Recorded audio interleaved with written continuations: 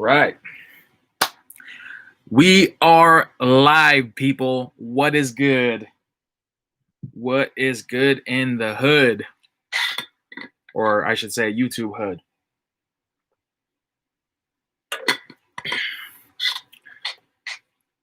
Wait a few moments to see if anybody will tune in. And if not, it's all good. I'm just going to kind of go over my plans, and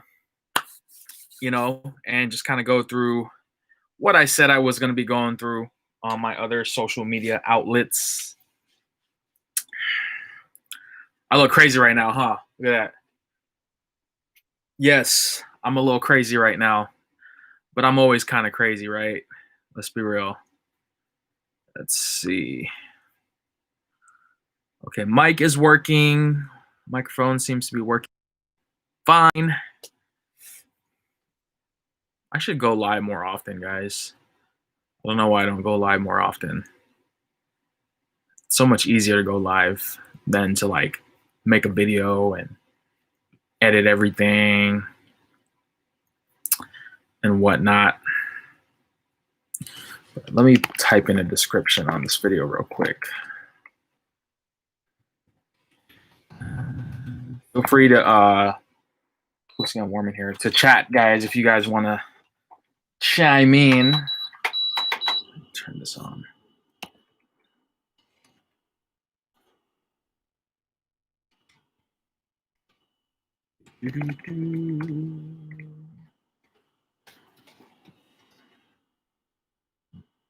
Excuse me.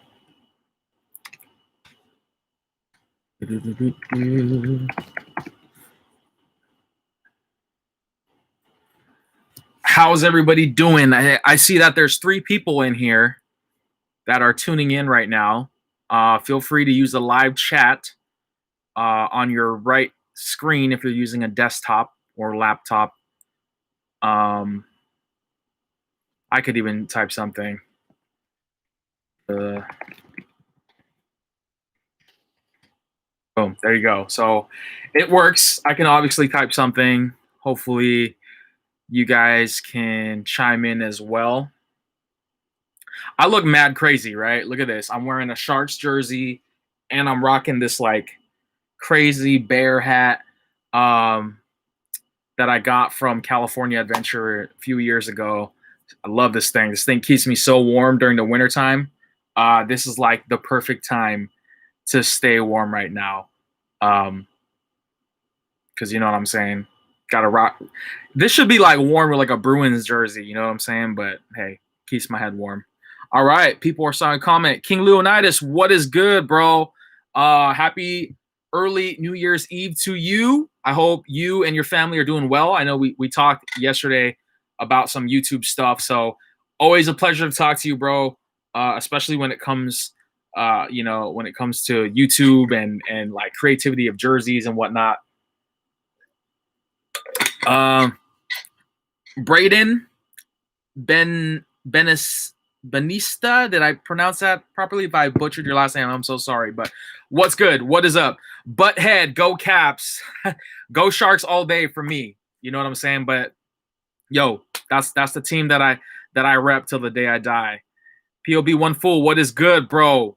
Thank you for tuning in. Thank you. I appreciate you for all the love that you always continue to show my my page and my videos. I really do appreciate it. Just to kind of give you guys a brief like introduction, you guys probably know, if you guys are in here, you already know what's up. Basically, 2020 is coming to an end. Thank God. You know what I'm saying? With the craziness that's been going on. But I do want to reflect on this year in this video a little bit and kind of just go over, how this year was, at least for me. I know on the spectrum of things, like it wasn't easy. This is probably the most difficult year that we've all have gone through, in some way, shape, or form. For me, it started off great, January, February, and then come March, I went to, I actually flew out the country, and, I went out there for a destination wedding, and it was great. It was at a resort. It was out in Cancun, which was in Mexico, and It was a beautiful country, beautiful place, beautiful resort. The view was amazing. And then, you know, when we're flying back, as soon as we get to the airport, we hear, about this lockdown going down because of the whole COVID-19 thing. And from that point on, it was like the highest point, and it just started going downhill from then on. And it was really scary. I didn't know what was going on, and there was a point in time where I thought that I was actually going to be stuck in Mexico, because at the time Donald Trump, he placed a ban on traveling, like a restricting travel ban, and I was like, yo, like he was basically saying that people from out of the country can't travel, and I started panicking because I was like, what am I gonna do? What I was screwed. You know what I'm saying? Like I don't want to be stuck here. I got to go back to work, and it was crazy. It was all sorts of crazy, and it was. I definitely like. I still can't believe this year is the way it is has gone. Um, but there.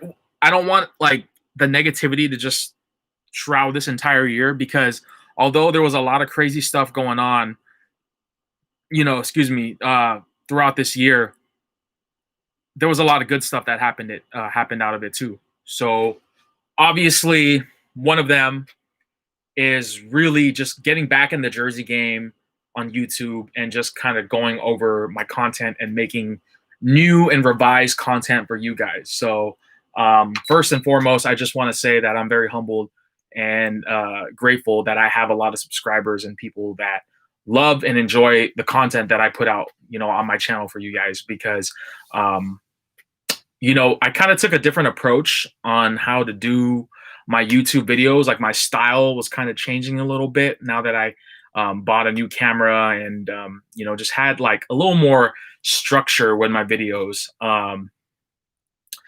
Sorry, I'm blanking out, guys, but like for example, I think it was about 6 months ago when I got back into doing Jersey videos on YouTube, and basically, I was making content for years end. I've been doing YouTube for many years, but I took like a 6-year hiatus, and then I came back.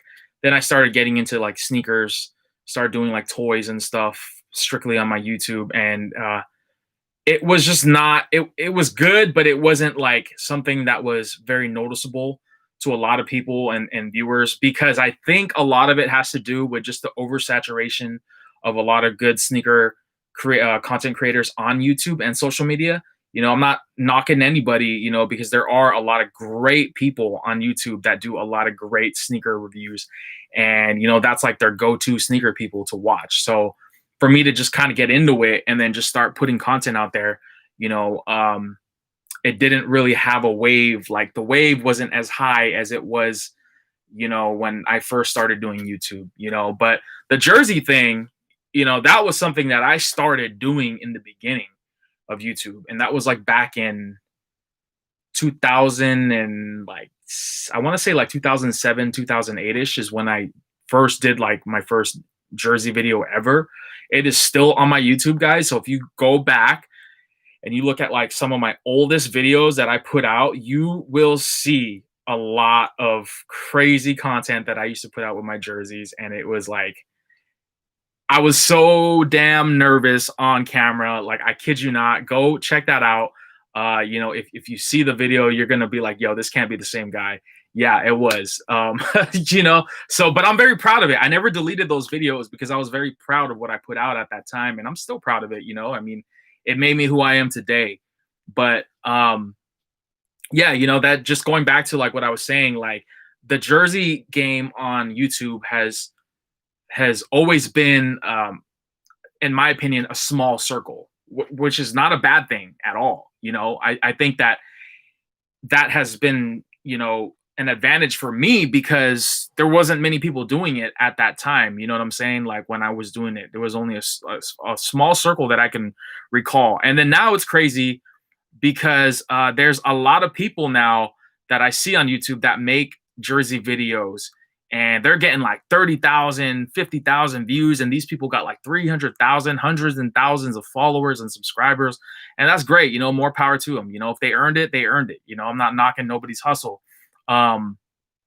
But the thing that gets me with those content creators that do that, I'm not going to throw any names out there, but from what I've seen, a lot of them show fake jerseys and they pass them off as being authentic. And it basically what it does is it pretty much discredits everything that I've done, and a smaller circle of jersey heads that I still keep in touch with to this day, is work. Because I wasn't the only one that was doing it. As a matter of fact, Throwback King, if you guys don't know who he is, check him out on YouTube. Does really, really great content. He's one of the OGs. He's the guy that inspired me to do YouTube videos, especially the YouTube jersey videos on YouTube. So, he was the guy that really just kind of, in my opinion, was like a pioneer of this whole YouTube jersey game thing. And then, obviously we had like Ball Track, we had Jay King, we had Mighty Mouse Fan, Big Slim. All these guys started coming in. POB went full. Started doing stuff. Pistol 213. A lot of people just started, like, this wave of jersey heads just came up, and I was very proud of that. And then now, like, we got King Leonidas, who's like one of the biggest, in my opinion, jersey YouTubers to date. This guy has a phenomenal collection. Check him out. His sneaker, Jordan, Kobe, LeBron, just NBA collection is just fire. And he's got great jerseys, not just basketball, but different, like, all types of sports. So check him out. Real good dude. We talk from time to time. But yeah, for people to consider me like an OG and stuff, like in the jersey game, that really, I'm humbled. I'm very, very humbled. I appreciate that a lot. And I'm very honored to be considered one of those OG guys. I was just a kid, going into YouTube and doing this stuff. Luis, what's up, bro? How are you doing? How you doing out there? And I believe you're in Mexico, right? Yeah. Hope all is well with you.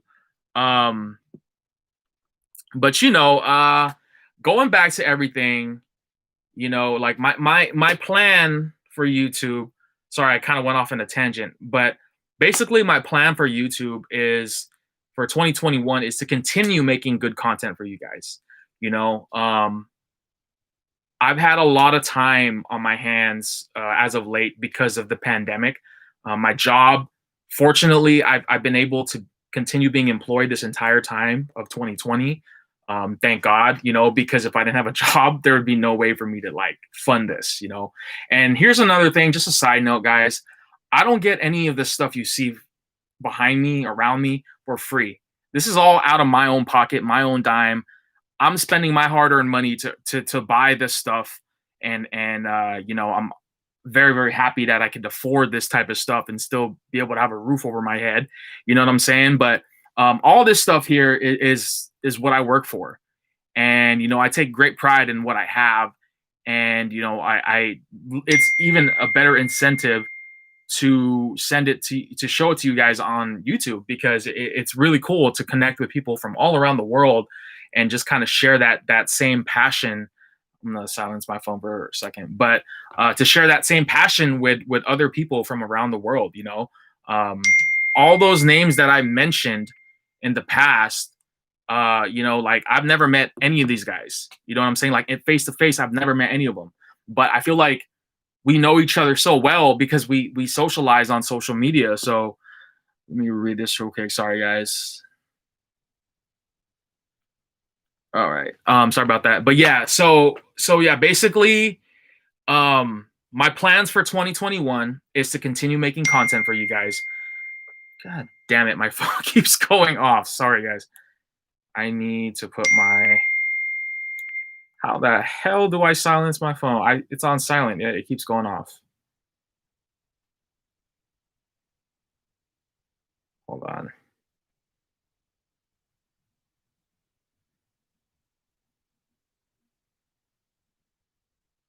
Okay, sorry, guys. Yeah, so basically, like, my plans, going back to my plans, keep getting freaking distracted.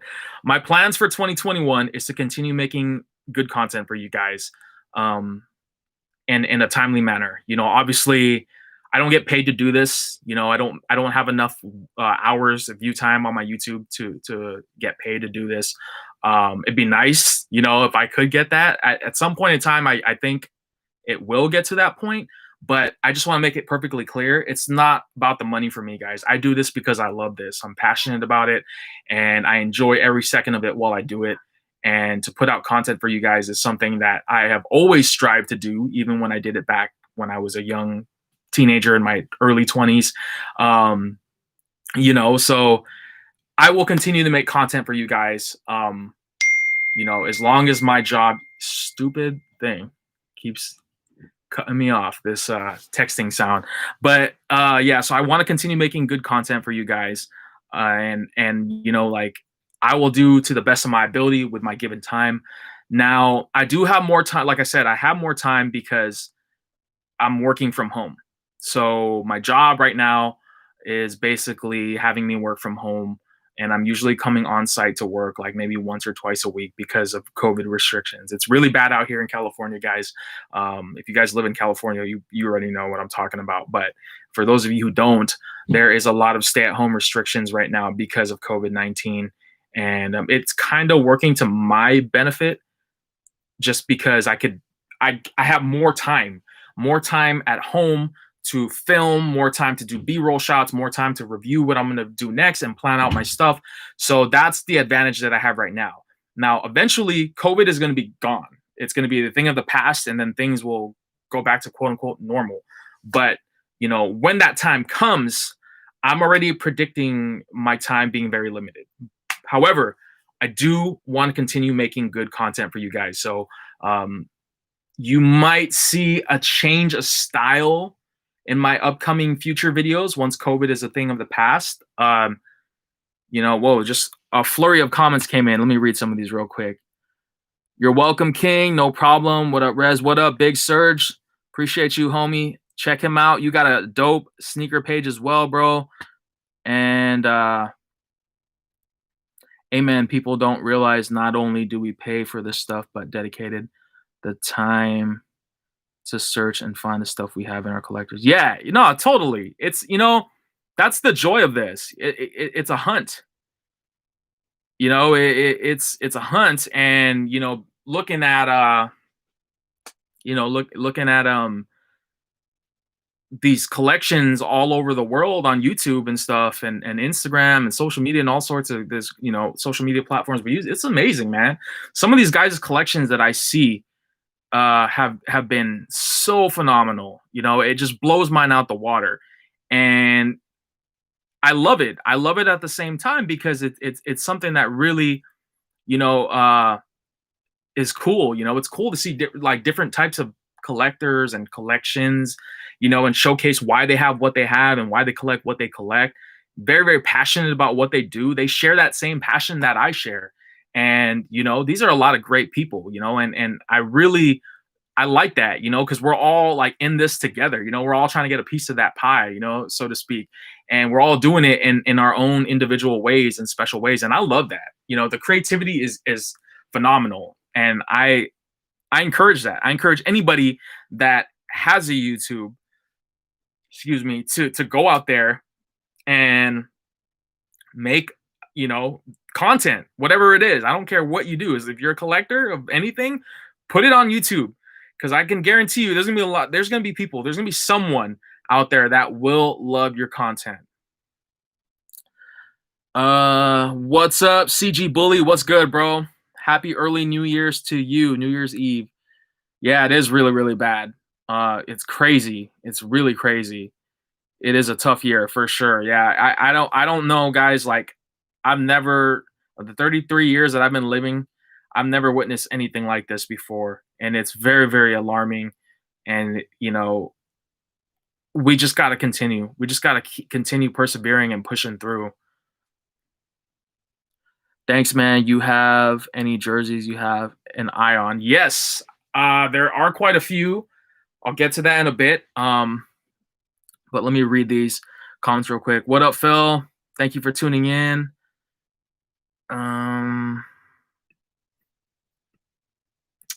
Man, you know what? Hold on. Hold up. Give me a second. Give me a second. I'm all over the place right now, guys. I do apologize. I'm just trying to get my thoughts together here. But you know what, Luis? Yeah, that's it is great. It's great that we have people, I mean, like yourself, you're from Mexico, and for you to communicate on my channel and send positive vibes and just overall like love and just props on the content that I put out. It's amazing, and I've seen you leave content on other people's pages as well, and that's a fresh and different perspective, and I respect the hell out of that, Luis. So props to you. you know um so yeah, basically the content will continue. Another thing, for those of you who don't know me that well, who don't really follow me outside of YouTube, um, I recently got engaged. So uh, not that it matters to any of you guys, but my time with that is definitely a priority. Me and my fiance now are planning on having a wedding date in sometime in 2022. So, we don't know yet, Phil. We're aiming for 2022, maybe in the fall, possibly November.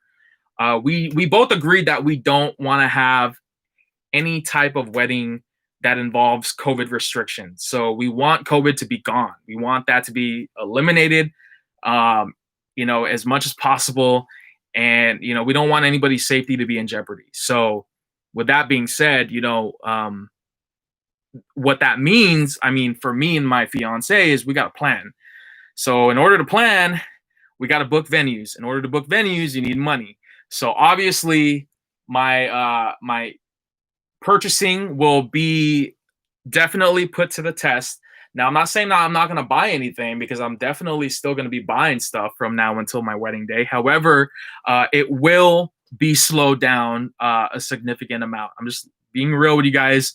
So if you guys are like, oh, I want to see what you're going to get next, slow down, guys. You know what I'm saying? Because I do want to continue buying more stuff. There's a lot of stuff that I do want.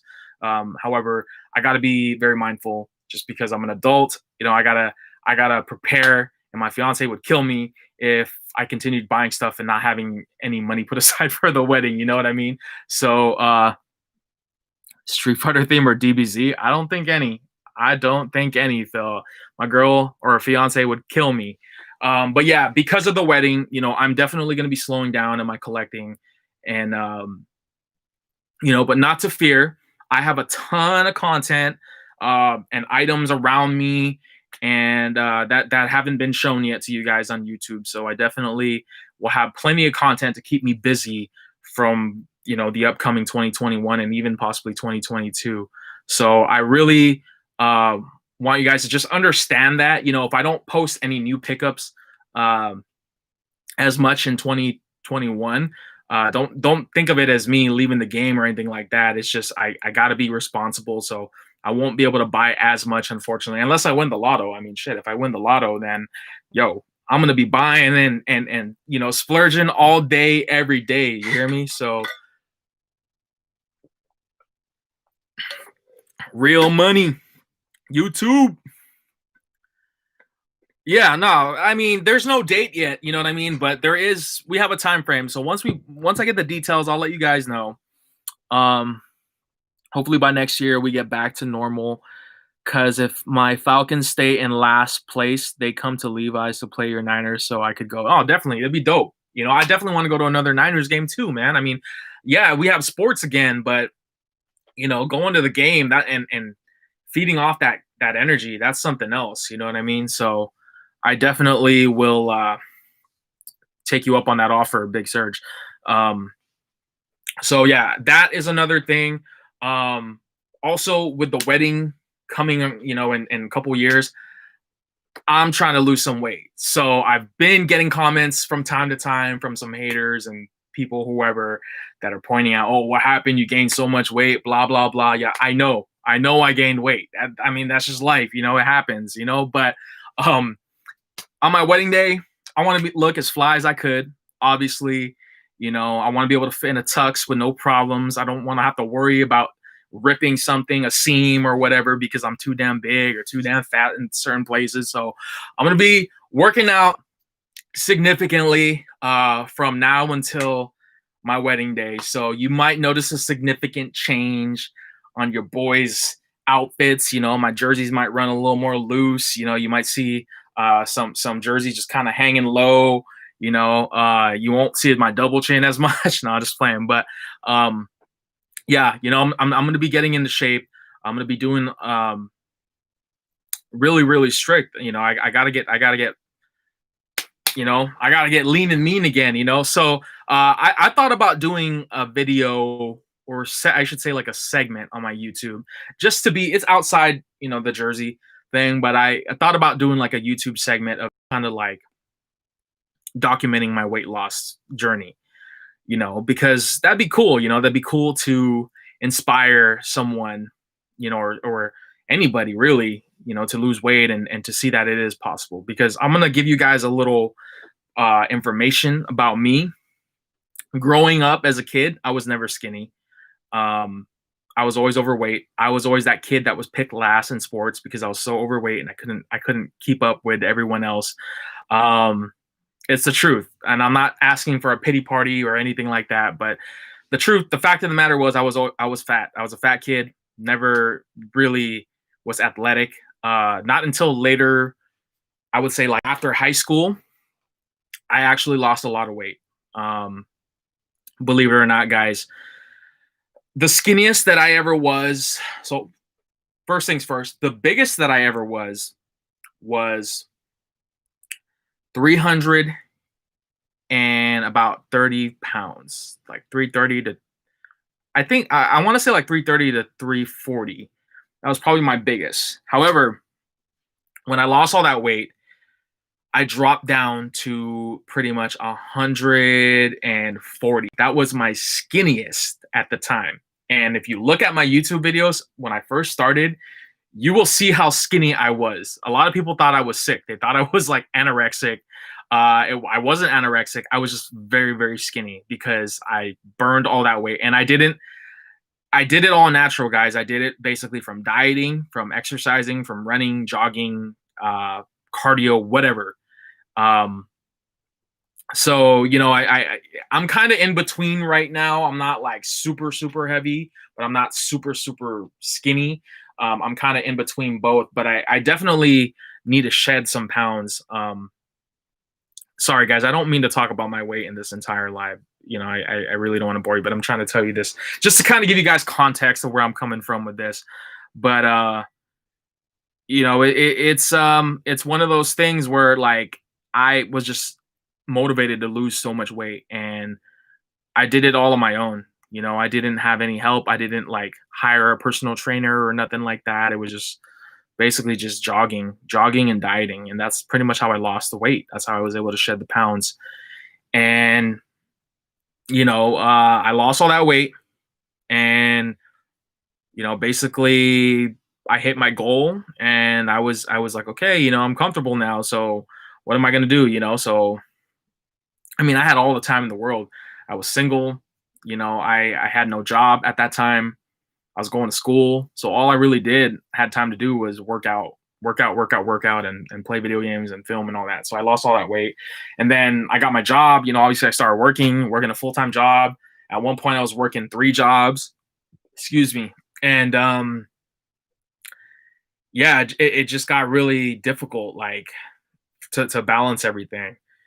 And, eventually it worked out, it worked out in the end. I met my girl along the way, had a really good job, was making pretty good money. And then, yeah, pretty much here we are, fast forward like years later. I'm going to drive 2 hours to crash your wedding. Just making funny. I'm not going to tell you where it is. Just fun. What's up, Mighty Mouse fan 78? Okay, just a side note, guys. Mighty Mouse, aka Neil. Sorry, I didn't mean to put your first name out there, Mighty, but check him out. Check out his YouTube. He's very close to hitting 1,000 subscribers. This guy has been an OG in the Jersey YouTube world. Has been on YouTube longer than me, and he never stopped. And has a really great page. His Jersey collection is just out of this world. And you got to check him out. I mean, the Mighty Kingdom out there in the East Coast, you gotta hit him up. Check out his page. His collection is bonkers, people. All right, so check him out. Um, but going back to like my story, I pretty much I lost the weight. I gained it shortly after, and now I'm trying to balance it out to not end up where I was at that point in time because it was really really bad when I was at my heaviest. But nonetheless, like I'm gonna be losing weight, so I'll probably be doing like a little movie feature or video episode portion on my YouTube channel, just to kind of document my weight loss. You know, obviously it'll be good. You know, it'll be like a movie, guys. Haven't really ironed out all the details yet, but it is something that I have been planning on doing with a couple of friends of mine, and it's gonna be good. It's gonna be good. Um, and then yeah, so pretty much, you know, the whole YouTube thing. I'm gonna try to be as consistent as I can possibly be with the YouTube. You know, I'll try to put out at least a video a week for you guys. If not, you know, maybe on a good week I could put out two a week.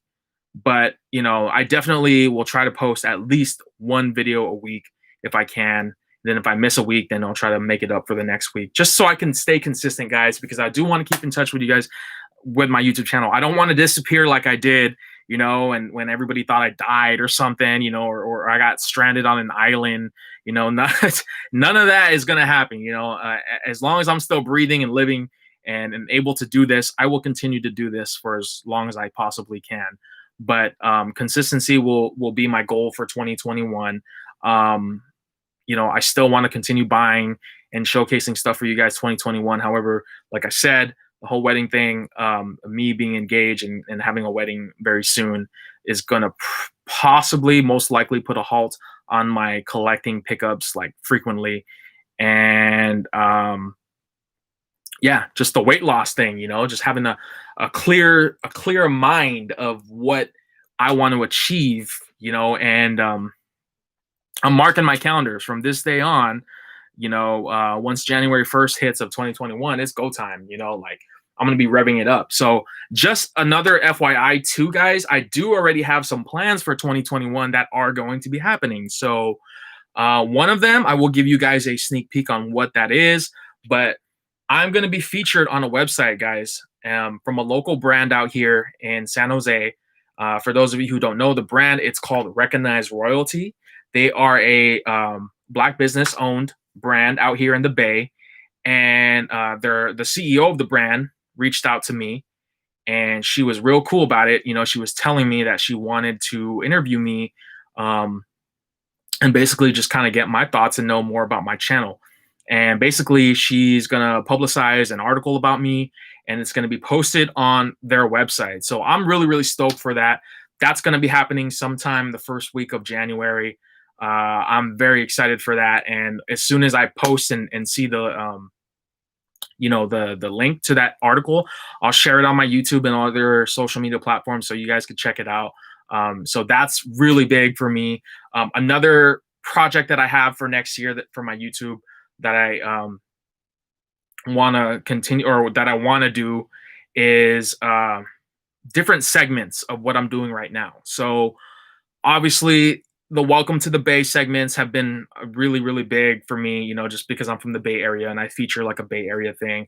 But I don't want my channel to just be about the jerseys. I don't want my channel to just be about the toys. I don't want my channel to just be about the sneakers. You know, I want my channel to basically be about my life. And even though a lot of the stuff that you see behind me consumes a good portion of my life, there's more to me than just this. And I want to share that other stuff with you guys as much as I can on YouTube. So, you know, one of the big things is is food. I'm a foodie. You know, I love food. Obviously, look at me, but I love food a lot, and I love to try and go to different spots and kind of just give my reviews and thoughts on it. So I thought about doing a segment like that on my channel where I'm basically just trying food, maybe with friends or by myself. I don't know, whichever. I got to find my niche for that. But I do want to do some like segment of me just kind of traveling and trying different places of food to share and show you guys, because I think food is a very I mean, obviously it's a universal thing, but it's something that a lot of people can get used to seeing and trying out. And I think it's a different approach, definitely, for my channel. I've seen other channels do it. Um, it's called, I think they call it mukbang, and basically what they do is where they just have somebody sitting in front of a camera with the food surrounding them. They eat the food, and then like people subscribe and give them thumbs up. Like, it's crazy. It's just like the whole thought, like, who would want to see this person eat food, or who would want to see a person eat food? Apparently there is a viewership for that. And I like food. I'll give it a shot, So I don't know. That's a project that is somewhere in 2021. I don't know where or when exactly, but it is something that I am planning on doing. Um, my boy Rez doing collabs. Yeah, yeah, yes. And thank you, Anthony. That's another thing I do want to talk about as well, is doing collabs. I definitely would love to collaborate with a lot of different people. I think in order for my channel to grow more significantly than it has in this past year, I want to be able to work with other people. I mean, obviously with COVID, that's kind of difficult to do physically, but there's definitely things that I feel like I can do with other social media YouTubers or Instagrammers, whoever, whatever platforms they use. I don't know if you guys have seen one of my videos that I did a few months ago, but I did a video where I gathered all the OG older Jersey heads that were on YouTube, and we had them all in one chat, and it was on Zoom. And it was phenomenal. It was great. We got to chop it up. We kind of went back and kind of reflected on how we're doing now, and what we did back then, and it was all fun, and it was great. And I want to do more stuff like that. And I know there's a lot of people out there that would love to collab. I think it would help my channel. I think it would help their channel. And I'm not all just about me. I'm all about growing with others. Like, I want to grow. This wave that we're on right now, I want people to join me in this wave, because I want people to grow. I want social media content creators, just like myself. I want them to grow with me. And I would hope that if they're growing, I'd like to grow with them too. And not that I'm trying to steal anybody's shine or thunder. It's nothing like that. It's just, it's all about helping one another. I was always raised to help someone. If somebody's on the ground and they fall down, I'm gonna be that guy to help them up. I'm gonna offer my hand. I'm gonna pick them up. Because you got to help people out. There's people out there that are less fortunate than myself, and if I could help somebody in some way, shape, or form, I'm gonna do that. So that's definitely a plan. I'm down, but you got to edit it. Yeah, we'll talk about the editing, King, because here's the thing with editing too. It takes a long time to edit videos. Like, if you guys saw my last video that I did on my Willie Mays 1954 New York Giants jersey, that video took me pretty much like a half day just for editing. And then I had to film the whole B-roll footage, which was on a different day. So, in the course of everything, I'd say it's about like a day and a half of just me taking, me and my cameraman, which was my fiance, shout outs to her, but she was taking pictures of me in the outfit. Then she was doing the B-roll with me. We went to a baseball field out here, and we took some shots and some B-roll footage, and then I had to upload it to my camera. And then you guys know the process with editing. It's not easy. But the final product is just, I love it. Looking at the final product, the editing part, it can get a bit tedious, and definitely kind of gets like me going kind of cuckoo in here. But at the end of it, once it's all finally put out, and to see those like likes and comments and shares and everything on the videos, it's amazing. That feeling is just like, that's the most gratifying feeling anyone can ever get, I think, on social media. And I love it, and I love to do that because I'm passionate about it. And I like that, people appreciate the style, the way I film. And I'm flattered, because some people have told me that, like, oh, did you go to like film school? I'm like, hell no. Like, this is all basically on the fly. Like, I was never trained on how to film. I was never trained on how to edit a shot, or how to make sure that the frames are looking good or whatever. I was never trained on any of that. I'm an amateur. I'm just a dude out there who just so happens to have a decent camera. Um, that's just filming stuff that I love to do, and that's all there is to it. Pastor Rez. No, I don't know if I'm a pastor, because yeah, I'm not that pure, bro.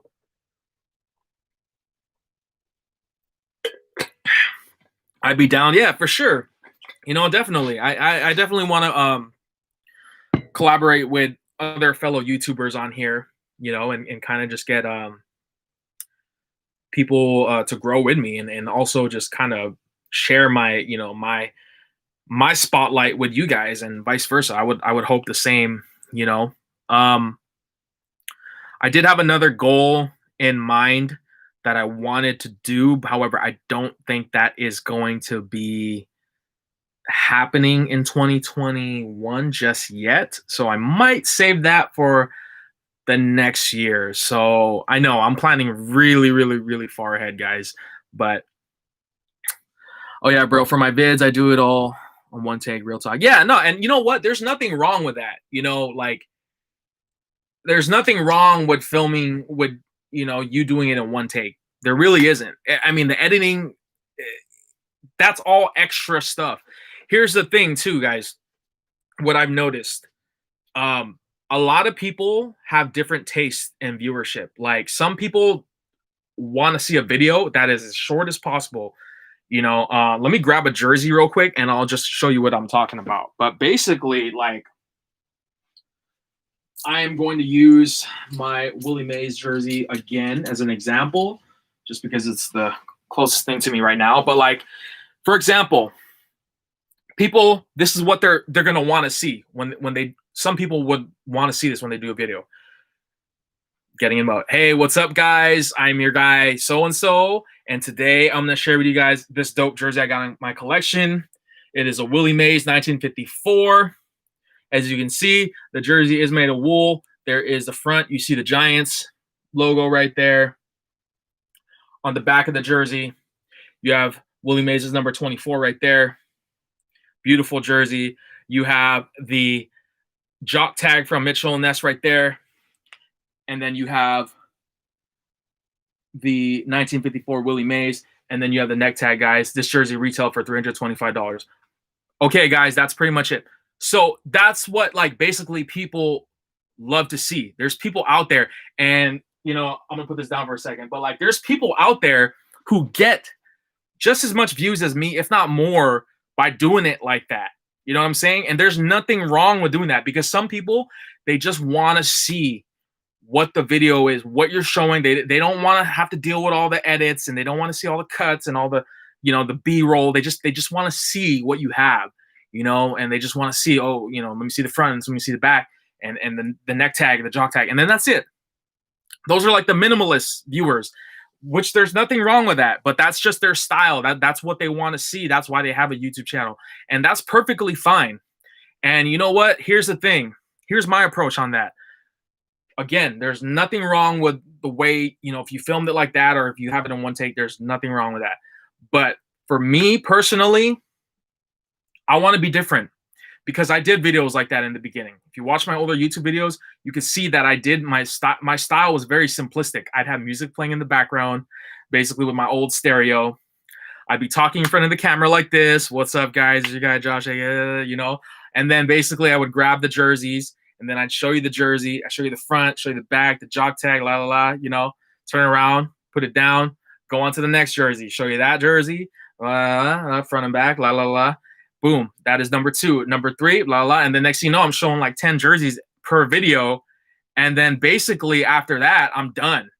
And, back then, those videos were getting like thousands of views. You know what I'm saying? And that it was easy. It was so easy to do. Basically, all I had to do was just go in front of a camera screen like I am right now, stand up, talk to the camera, show what I have, boom, put it away, done. That's it.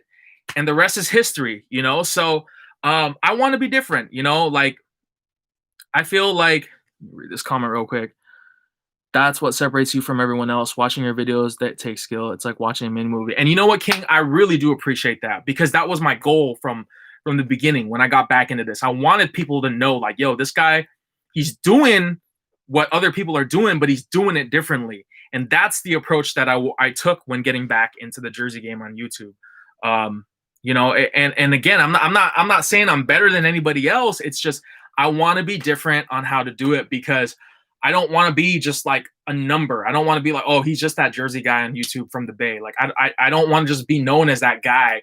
I want somebody to be like, oh, dude, yeah, that guy Rez from the Bay, man, his editing is dope, dude. He does really, really dope like movies and cinematic like B-roll and stuff like that. Like for them to acknowledge that, like that right there is like so gratifying because it makes me feel like my hard work that I'm putting into this is being appreciated. And I've been told by people too, like you yourself, King. I didn't pay you, by the way, to say that. I'm just making that for the record, guys. But like a lot of people who come to me, they'll send me a DM or they'll send me a voice memo or they'll text me and they'll be like, yo, that last video you put out was just so dope. You definitely, I want to see you put out more content. That fuels me, that drives me to continue making that content the way I'm doing it. And I want to get as creative as I possibly can, given with my knowledge and, resources that I have available. So, I'm going to continue doing it the way I'm doing.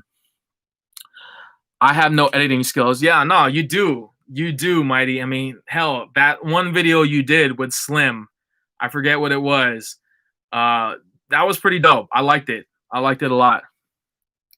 Absolutely, I'm not good when it comes to post vids. Would I like to do some B-rolls? Yeah, but I've been doing this way for so long, and I'm such a harsh critic myself. Hey, you know what, Anthony? Try it. Try it one time. See how it goes.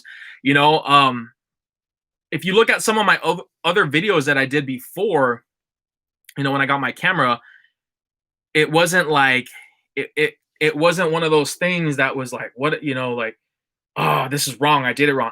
There's no right or wrong way to do it. You know what I'm saying? Like everybody has their own different style. And I think that's what makes this so entertaining and fun to do because everybody does it differently, So, whew, damn, this shit is cold. So yeah, basically I'm going to continue doing as much content the way I'm doing it as I possibly can, given the time that I have available. Obviously I won't always have that time available to make the best video possible that I possibly can, but I want to be different. That was always my intention when getting back into YouTube and doing content. I wanted to separate myself from everyone else, even though I'm doing the same thing, or showing the same type of content. Obviously a lot of my subscribers are sports fans. I think everybody in this chat right now is a sports fan in some way, shape, or form. And that's what I love about sports too, is that it's a camaraderie amongst sports fans. Even though we might have different teams we rep, we all still are good friends at the end of the day. But some people can take it a little too seriously, guys, and I'm not one of those people. I would never put anybody's safety on the line because of a sports dispute. You know what I'm saying? So just have fun. Have fun with it. I definitely have fun. I have a blast. I had a blast doing what I did this year, getting back into the Jersey game on YouTube, and I'm going to continue doing it for 2021. Okay, I think I said everything that I had on my list. There's probably something missing, but I probably just forgot about it already. But if you guys have any Q&A, feel free to type whatever questions you have for me. I will answer them to the best of my ability. But yeah, man, let me know what you guys think in the comment box section if you guys have any questions. I don't want to bore you guys. I'm already going into 49 minutes with this video. That's the longest video that I think I've ever done on YouTube. Maybe, I don't know how long my last live was. I got to double check, but me too, Mighty. Oh, one thing that I will say, I have a huge jersey haul coming in very soon, guys. I can't really go into detail about what it is yet.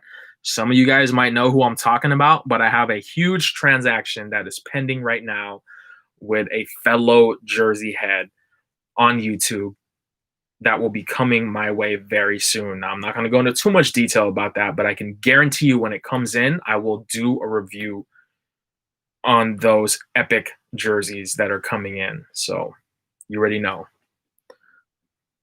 I'm getting a Sharks jersey in 2021. You know what, Neil? You said you were going to get a Sharks jersey in 2020, and you did not get one. So I am going to hold you on that. If you do not, then I will not make any more YouTube videos if you do not get a Sharks jersey by 2021. So let that be a motivating factor for you, Mighty. Candyman, yes, yeah. A lot of you guys probably know who he is by now. I'm not gonna throw his name out there, but there's a good bulk of jerseys coming my way. And I'm like, it was one of my last like big jersey purchases that I did before I got engaged. It was something that I wasn't really anticipating right that second, but I had a talk with my fiance about it, and she was like, "Oh, I thought like what happened? We were gonna save money." And I was like, "Hey, this is something that we discussed before we got engaged." And she's like, "Well, I guess I'll let that slide." No, she didn't say that, but yeah, that purchase right there, it's gonna be big, and it is not gonna be something that I can just share in one video, guys. This haul is gonna take some time to show you guys, but I will show it in due time. So it's just a matter of time. No secrets. I don't want to put out all that stuff out there, King. So, obviously I still want people to come back for more. So, I think you'll enjoy it a lot. There's a lot of good stuff that I ordered, some unique pieces on there, that I think are not necessarily, well, maybe 101s. So who knows, I don't know. It's Adidas' fault for making another Wild Wing Ducks. Speaking of ducks, I saw some of the City Edition ones in person, and I was like, man, those are beautiful jerseys. I would love to get one, but I shouldn't right now. I haven't really bought anything. Like the last big purchase I made was the Willie Mays, and I told myself that was going to be my last purchase of the year. I bought that like a week before Christmas Eve, and it came in on Christmas Eve. So that was like the last thing that I bought of this year.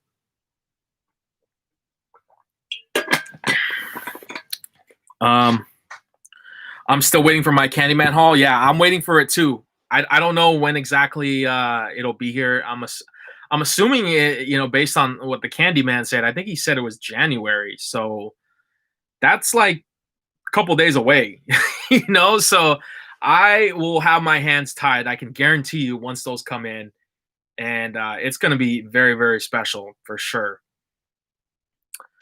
The Sixers City Edition. Yeah, you should definitely get one of those Sixers ones.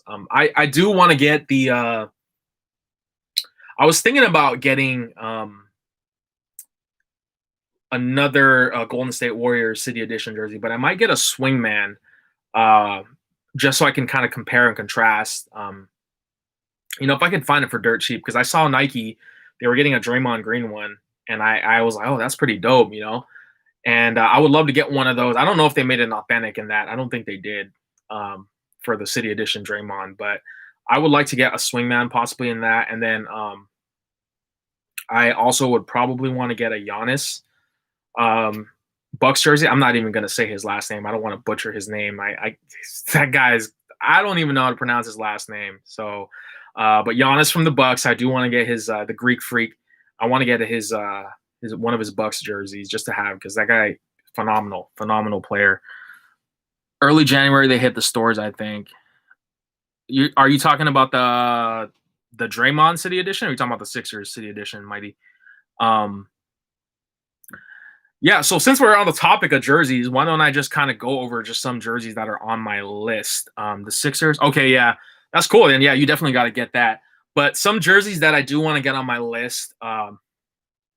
both new and older stuff. I would love to get that Marshall Faulk Rams jersey that Mitchell and Ness made recently. It's a beautiful jersey. I've always admired Marshall Faulk as a player, and those like Rams jerseys are just really nice. You know, with that gold, and you got like that dark navy blue with the gold and the white trim. Like it's just a beautiful jersey. I'd love to get that at some point in time.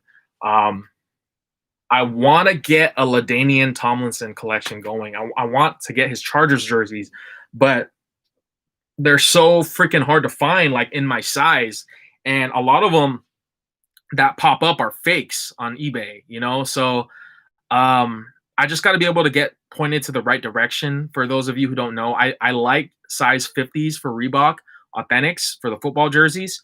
I could do 48. I could do a 52, but I prefer not to, especially since I'm trying to lose weight. But if that's like my only option, I'll probably bite the bullet and maybe just wear like a sweater or something under it. But I want to get an LT collection. You know, I definitely want to get like his powder blue Chargers joint that he had. I want to get like the white one and then the dark navy blue. Because, you know, LaDainian Tomlinson was one of those like running backs that I grew up watching, even though he played for the Chargers. You know, he was a guy that was like pretty much like one of the top running backs of that era that I was growing up in. I need the Ray Lewis. Yeah, you should get that. I think Slim got it, right? Mighty, because I think he does have one. Hey, Rez, what's kind of new content aside from clothing and apparel can we expect from you in 2021? That is a great question, Jason. Great friend of mine. I kind of went into it briefly previously in this live, but basically I want to do different type of content other than just clothing and apparel. You know, I was talking about doing a food segment, you know, going with my channel where I'd probably have like a co-host or maybe some friends. So if you're interested, I'm taking applications. I'm just kidding. But I definitely want to do like different content outside of just clothing and apparel. Because I want to get creative with my channel in every possible way that I possibly can. But that's one avenue. Another one is documenting my weight loss journey.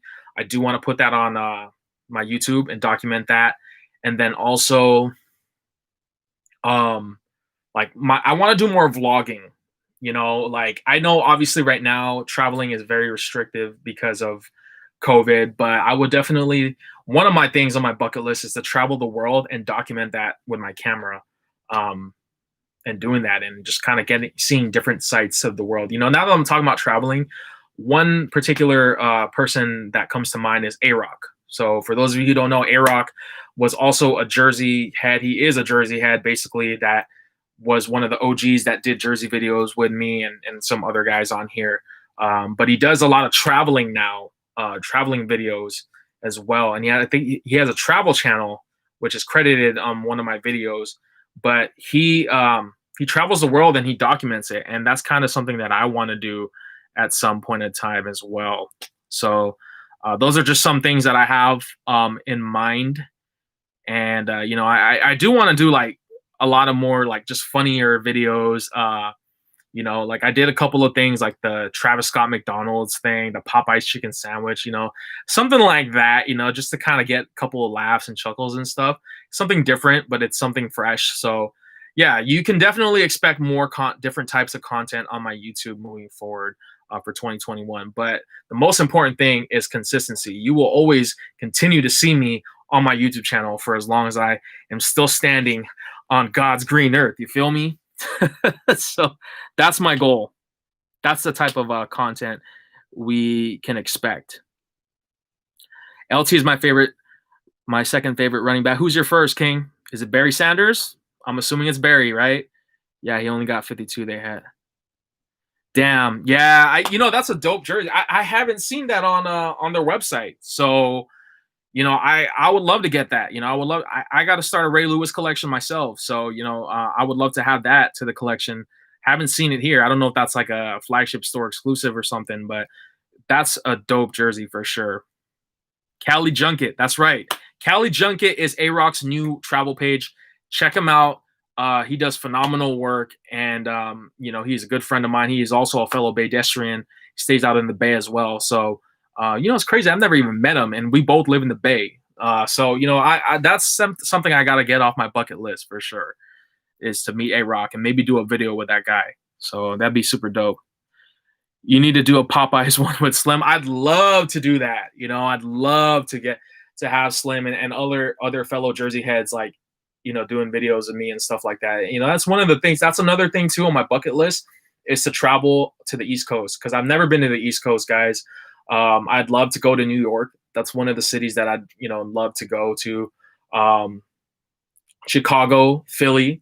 Those are just like a lot of historical monuments out there that I would love to go and see, and travel, and just overall, like, just kind of get to see the world better, from different perspectives and stuff. So as soon as COVID is gone, you know, and once I'm like married and settled in, like, I definitely, me and my fiance would definitely love to travel the world and kind of just like meet new people and collaborate and stuff like that. So that's another goal for sure.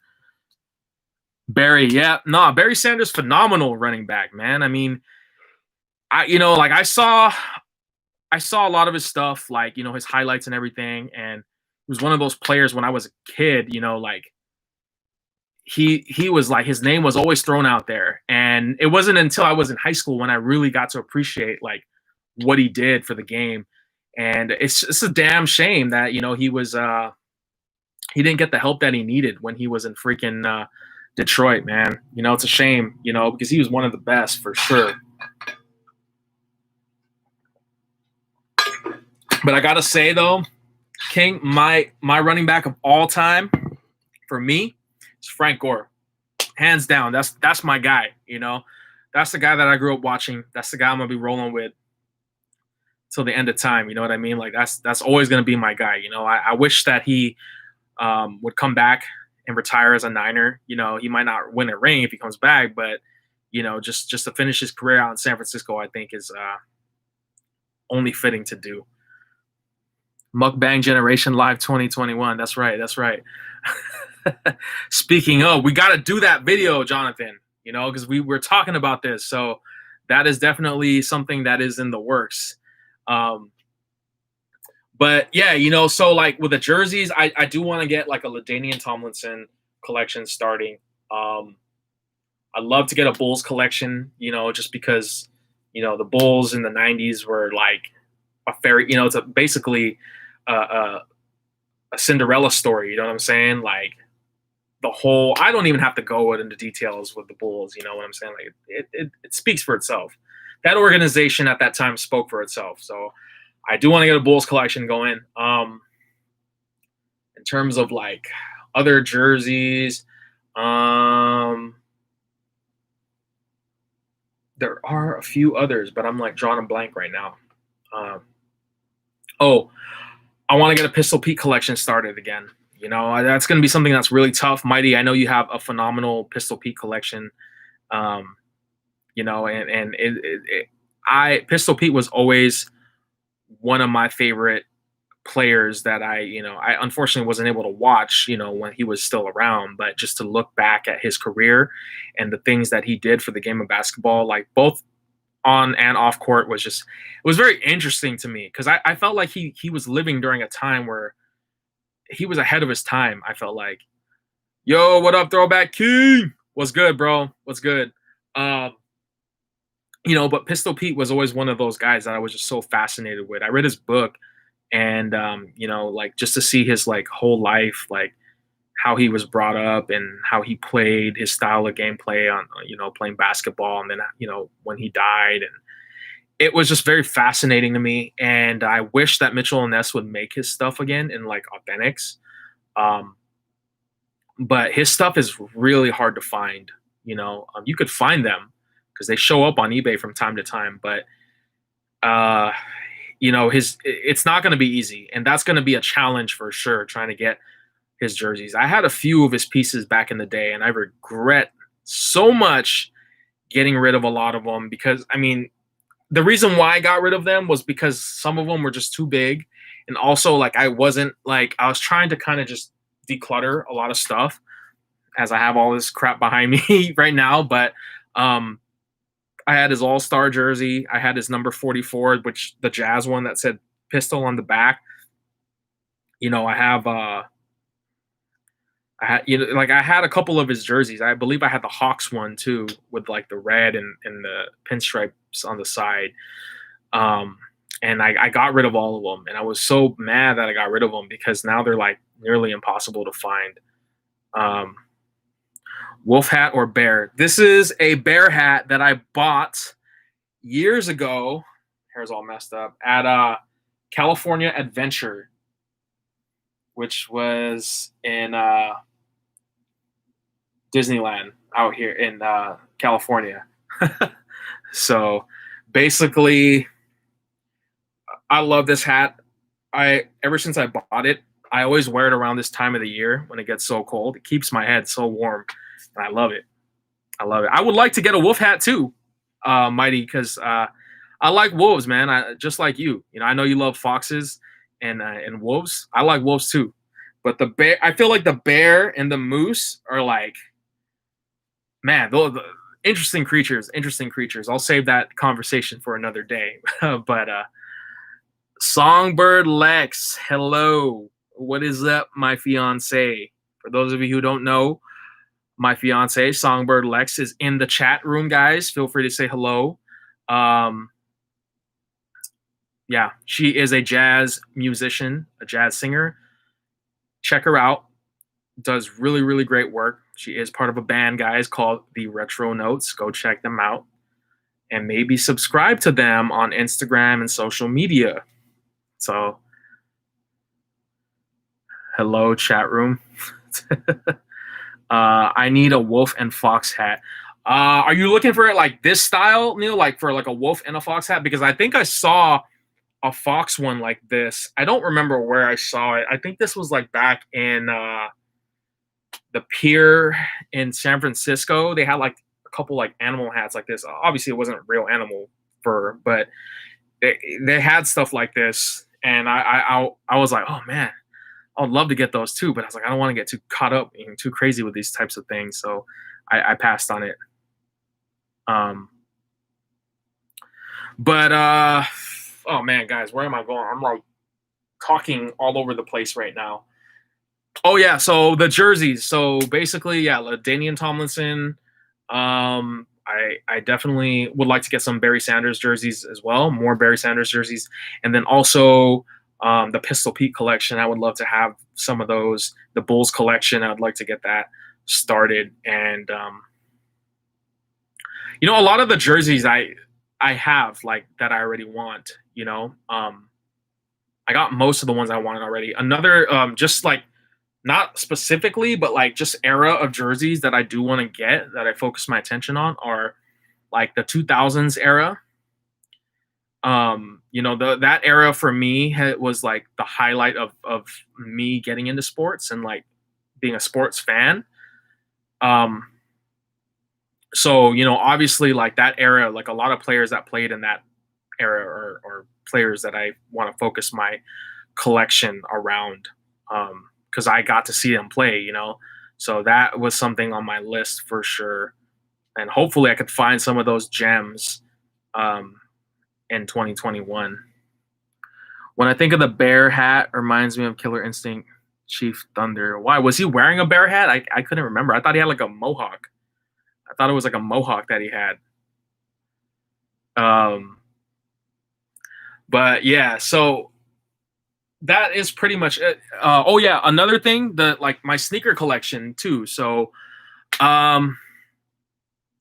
with the sneaker game, it's a love-hate relationship I have with it.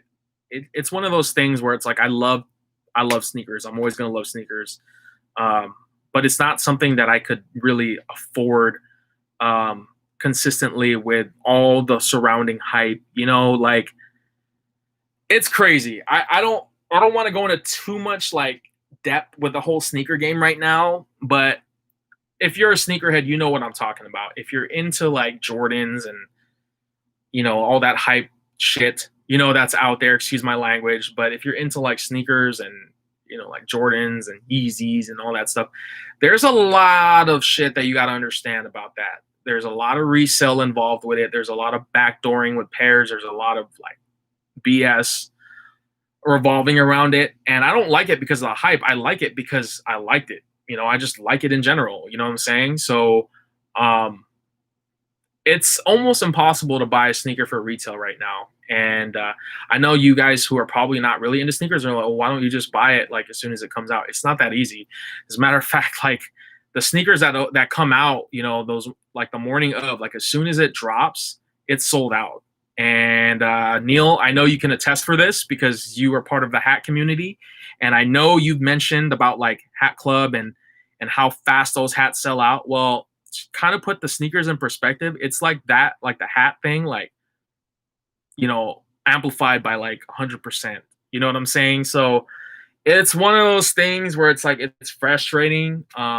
And you either win or you don't, and it's one of those things where it's like if you don't win, then you got to go to the next one, and then the next one you don't win, you got to go. So it's just like L after L after L. The losses are very, very high, and the chances of you losing, trying to win the sneaker are just very, very high. And I get tired of it, get frustrated with it. And I don't want to be able to have to pay, or I don't want to have to pay somebody like a 400% markup on resale because, I didn't win it. It's one of those things where it's just like, I'm done. I've done it so many times already. I've been wearing sneakers for a long time, and I just don't want to do that anymore. Not that I don't like the sneakers, because I do. I love them, because I feel like that's a huge portion of the sports, just the whole lore of sports, is the sneakers. That's a huge portion, just like the jersey. But it's like it's impossible. It's impossible unless you have a connection, somebody who can backdoor pairs for you, or somebody who's rigging the system. That's like your only chance of getting something. And even if you do have somebody like that, you most likely you're gonna have to pay them a premium. Whew. Um, yeah, he was wearing a bear hat in 2013. Oh, so I never played the 2013 one, so I don't know. I played the old school one with the old SNES black cartridge. That's the one that I played growing up. So, indeed.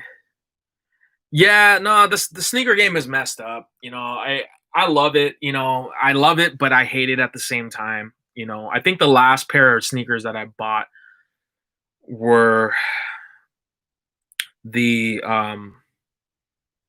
Kamikaze, the Reeboks, the Sean Kemps. But there was no hype around that sneaker. As a matter of fact, I think it's still on sale right now on Foot Locker if you go on their website. But before that, the last sneaker that I paid resale, unfortunately, on was the Mocha Air Jordan 1s. And I have it. It's up here. I didn't do a review on it just because I was mad. I was mad that I had to pay a premium resale price on it. And then basically after that, um, I was going to put it on feet, and then I didn't really know if I wanted it entirely, but I paid resale on it, and it's just like it messed with me. You know what I mean? Like mentally, just it really pissed me off. Like, why the hell did you pay this much for this damn sneaker, and then you're wearing it, and then if you sell it, obviously you're not going to get back what you paid for.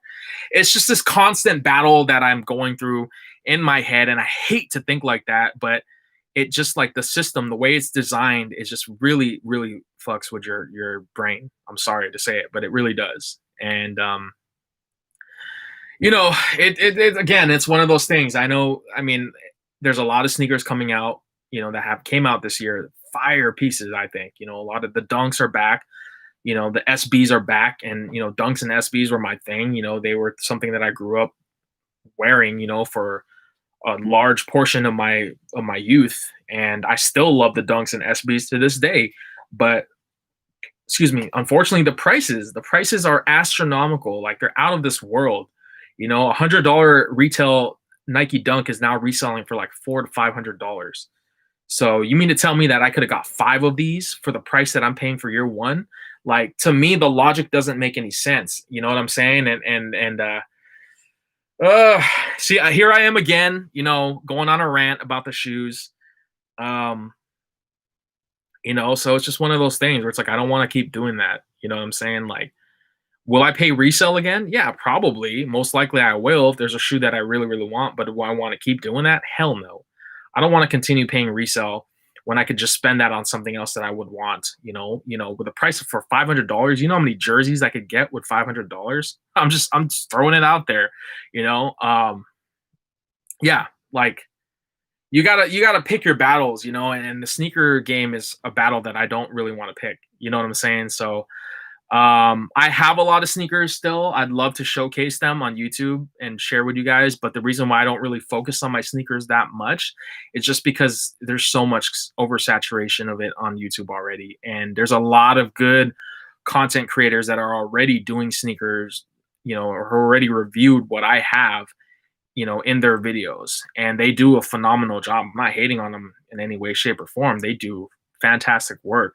So I just feel like for me to put out that same stuff that they're putting out, what's going to separate my channel or my video from theirs? I don't know. So maybe I'll do like Mighty says, a combo wombo. Maybe I'll do something like that, and maybe I'll throw in a little twist, and add like a whole outfit thing. That's just one of my ideas that I think would probably do well. I haven't really done anything like that where I show the whole outfit, but it's one of those things that I do have planned for next year.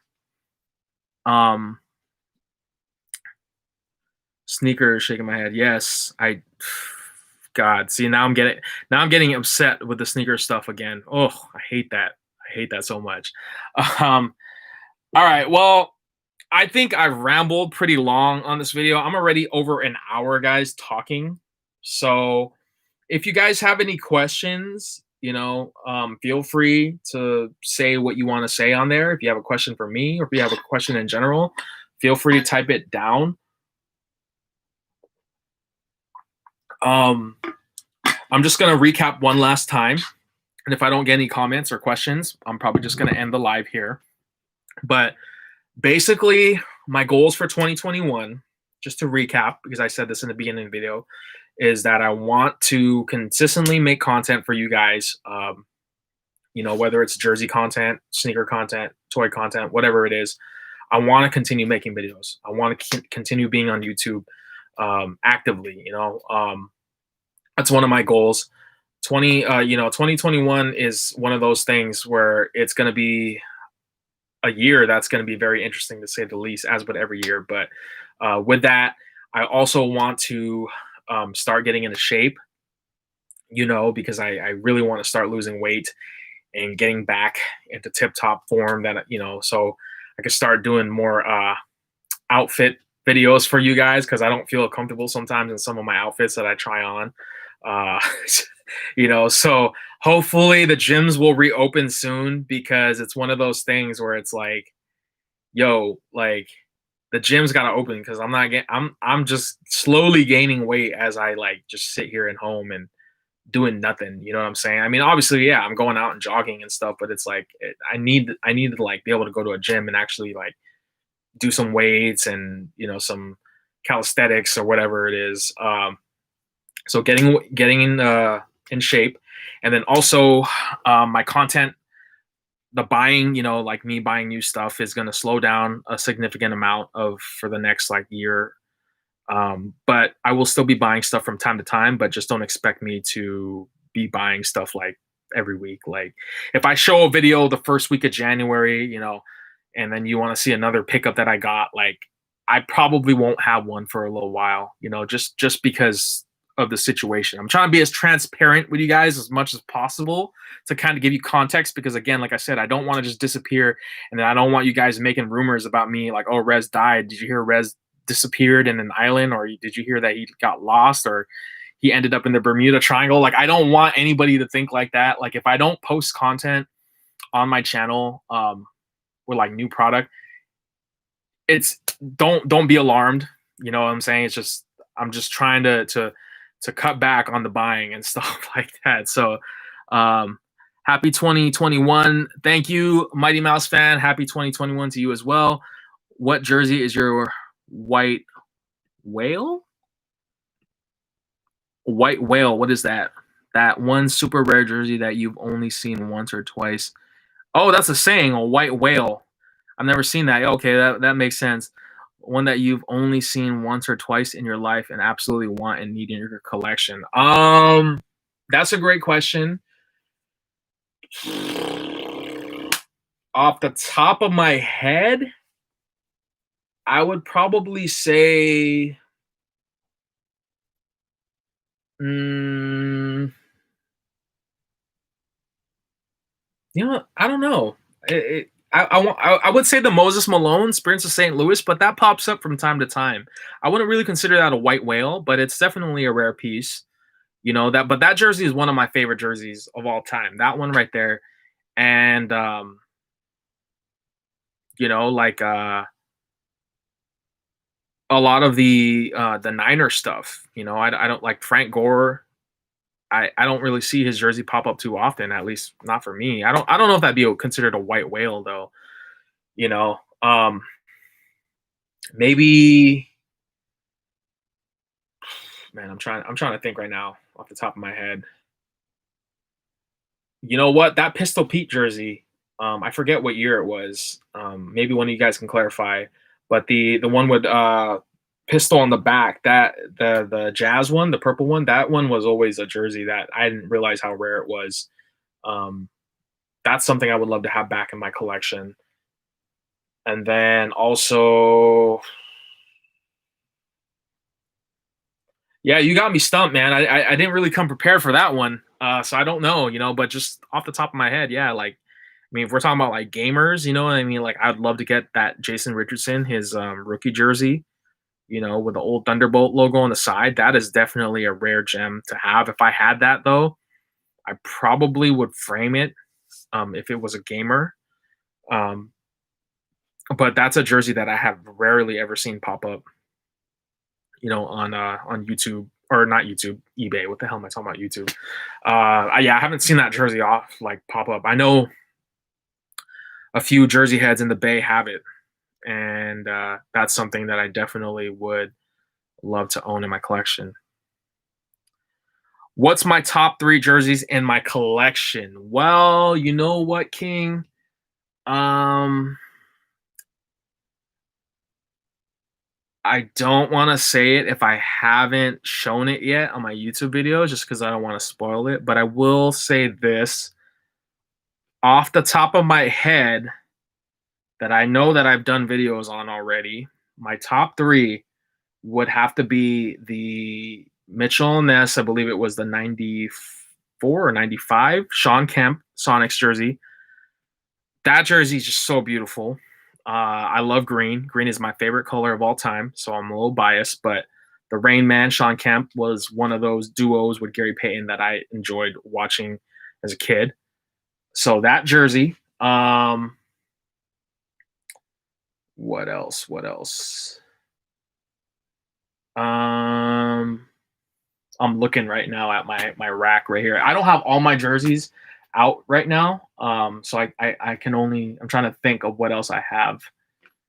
Um, I'd have to say so I'm gonna spoil it. I'm gonna give you guys a little sneak peek on here because I haven't shown this video yet on YouTube, but a Deion Sanders 94, with the drop shadow. That is definitely one of my favorite jerseys that I have in my collection.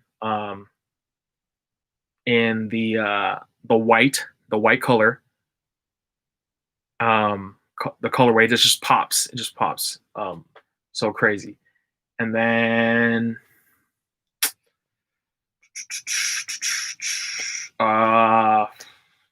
my third jersey. Damn, that's hard. That's a hard one. That's a hard one.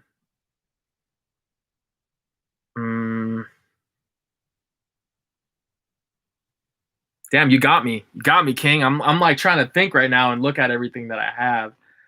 Uh, hmm.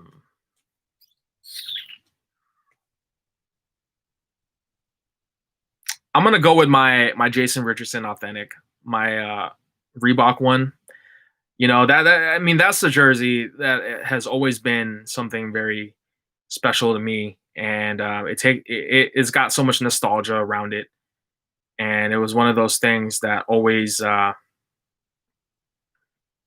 it always was very special to me to have, and it was a very close part of my childhood growing up, as an adolescent. So, yeah, those are going to be my three off the top of my head. So the Deion Sanders, the '94 in the white, the Jason Richardson Road, and the Reebok Authentic, and then shit, I forgot my other one. What did I say? Oh man, I'm brain farting real bad right now. I already forgot what I said. My top three was um shit. I am officially losing it, guys. Uh, two jerseys I wish Mitchell Ness would make is Tony Gonzalez and Roddy White Falcons jersey. That'd be dope. I think that'd be dope to do. I mean, with Mitchell and Ness, see the thing with Mitchell and Ness now is that they make jerseys like replica jerseys. Like they'll make like the Legacy edition. They'll make the Swingman edition. They never did that before. They never did any legacies back then. They never did any Swingmans back then. It was just all strictly, um, authentics. But it's smart. It's smart on their part to make content like that. All right, but like make jerseys like that because the jerseys that they make now, it's like obviously they use less quality on the jerseys that they put out, like the replicas and the Swingmans for it'll cost them less to make and they'll sell it for like half of what an authentic would go for. And obviously they're profiting. I mean, that's why they're continuing to make that in that style, which is going to sell, which is a win-win for them from a business standpoint. But for like enthusiasts like us, not so much, because we want top-notch quality. We know what Mitchell and Ness is capable of doing. We've seen it. We've owned it. We've held it in our hands. So we know how good they can be with their quality of work. But they're not always going to do that because now they found cheaper alternatives and with them being able to profit.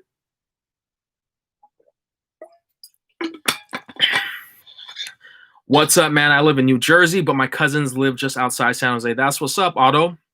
That's what's up. From Jersey to SJ. I can respect that. Hey, bro, it's just Ray Carson. Hey, what up, Infamous One? Ray, what's good? Hope you're doing well, bro. Happy early New Year's Eve.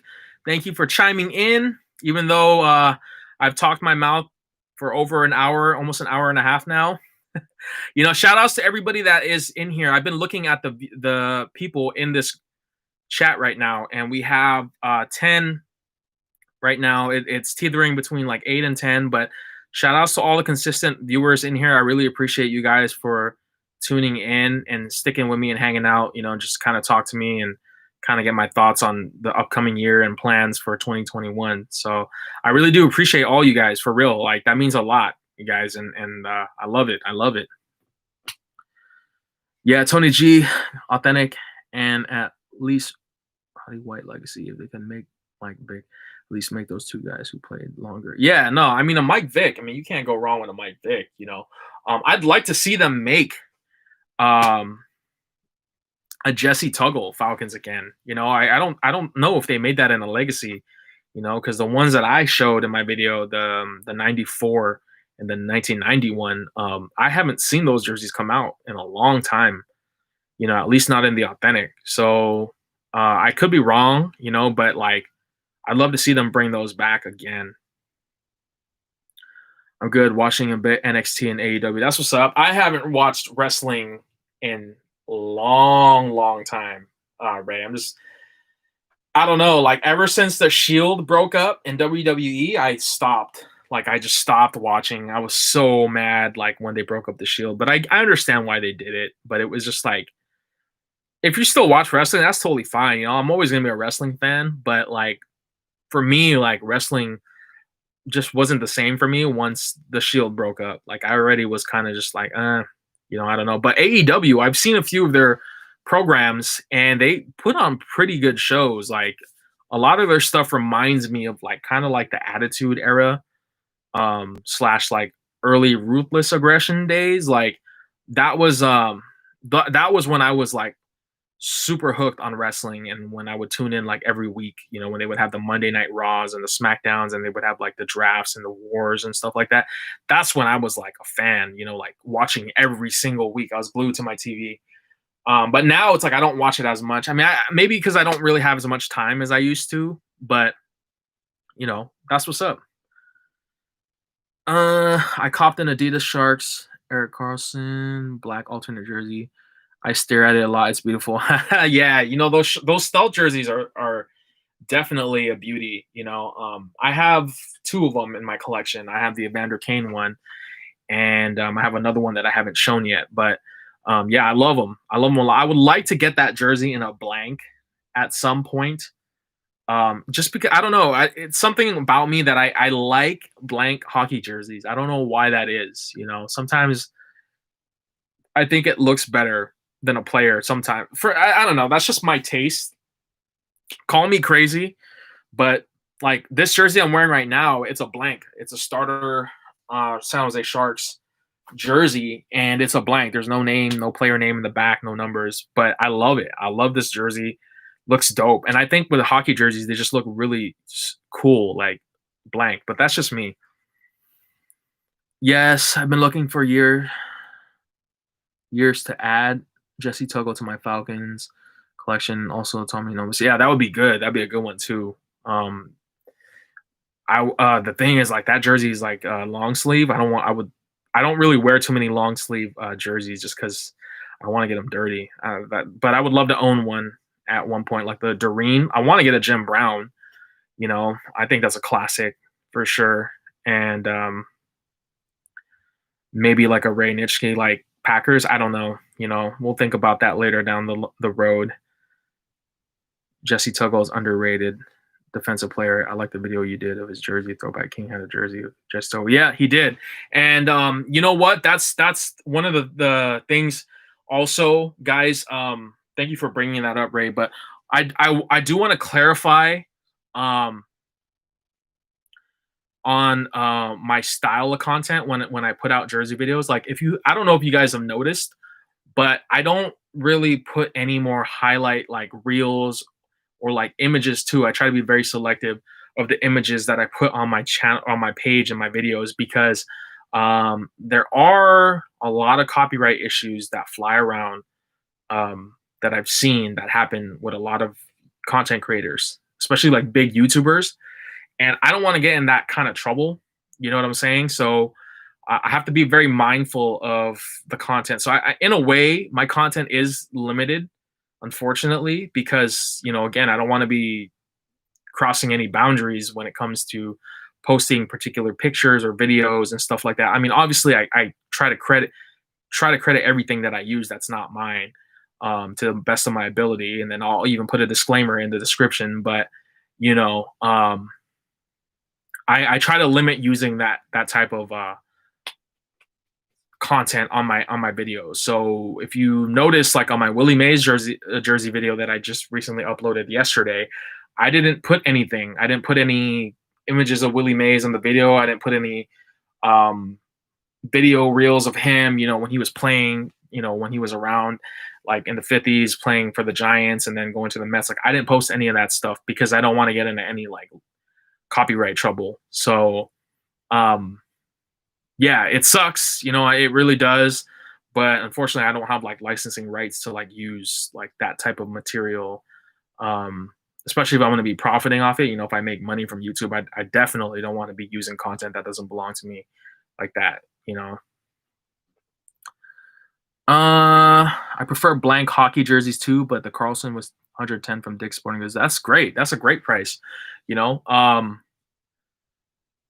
Patrick Marleau is another player that I would love to get for the Sharks. I do want to get like more of his jerseys. I actually would love to get like a Jumbo Joe Pavelski and a Patrick Marleau collection started, and maybe like a Jonathan Chichu as well, like for my Shark stuff. Those are players that I grew up watching. And then like for the OG Sharks players, like that when I was a little kid that were playing, Owen Nolan, Doug Wilson, Pat Falloon, Urbe, those guys, like I would love to get their OG jerseys like in authentic form too. But unfortunately, those things cost an arm and a leg, and I don't have that much money to just dish out all at once. And even then, those jerseys rarely show up in my size, and when they do, they're gone fast. So hopefully I could start getting some of those next year, because if I see them for a great price, you best believe I'm going to pull the trigger on them. But yeah, it's tough.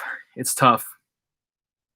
Pro wrestling companies cracking down also on clips on content creators. Yeah, that's scary, because like I follow a lot of great wrestling content creators on YouTube as well, and I don't want to be like, I don't want to get into any of that trouble. You know what I'm saying? Like, especially when they use a lot of that kind of content for them. It sucks because, you want to be able to provide context to what you're saying and what you're talking about in your videos. But at the same time, it's like you also don't want to get in trouble and you don't want your video taken down, especially if you did a tremendous job editing and everything like that, So it's just one of those things where you just got to be very mindful about and cautious when doing it. I found your channel from your Sharks reverse retro jersey. Awesome video. Thank you. Thank you, Otto. I appreciate that. You know what? What's interesting is that I just started doing hockey jersey videos this year, which is great because, now I was able to reach out to a larger scale of audience such as yourself. And some of my hockey video jerseys that I've done have actually been some of my recent popular ones, I believe my reverse retro video that I did has just reached over 1,000 views, which is amazing. Like, that's phenomenal. That's something that not much people can do. I'm certainly proud of that. You know what I mean? And I hope to continue making hockey jerseys too. Also right now it's the season. It's very cold. It's winter time, so obviously there's a huge like interest in people getting hockey jerseys. And then also, hockey season is back. The Sharks are going to be playing again January. So I can't wait for that. Shark Tank. So we got to get ready for the next season. So yeah, definitely appreciate you, Otto, for finding and discovering my page. As a Devils fan, I think the Sharks have the best NHL jersey history. Yeah, in terms of like design, I believe the Sharks were voted as one of the top like 100 designs, like best sports designs in hockey. It's just a classic look, man. I mean, this like teal, like aside from like the Hornets, the Charlotte Hornets, and like the Vancouver Grizzlies and stuff like that. Like, I don't really know any other team that really like donned wearing like the teal color like this, at least for hockey. You know what I'm saying? Like the Sharks are like the only team that I believe are like, they had that, teal color right there that really just popped so much. And it was, I get it because the Sharks, the organization started in the 90s. So in the 90s, back then, a lot of things that were like very vibrant and, a lot of like pop color, color schemes were the thing, like a lot of the aesthetic of the 90s, consisted of like really bright colors and, things that just wow, have that wow factor. And the Sharks were one of those teams, and I live, I was born and raised in San Jose, California. So the Sharks have always been with me since day one. And I love the organization. I know we never won a Stanley Cup final. I know we don't have any championships, but I ride or die on my team. This is what I bleed. You know what I'm saying? So, yeah, that says a lot coming from you as a Devils fan. I'm very humbled by that. I gotta respect that.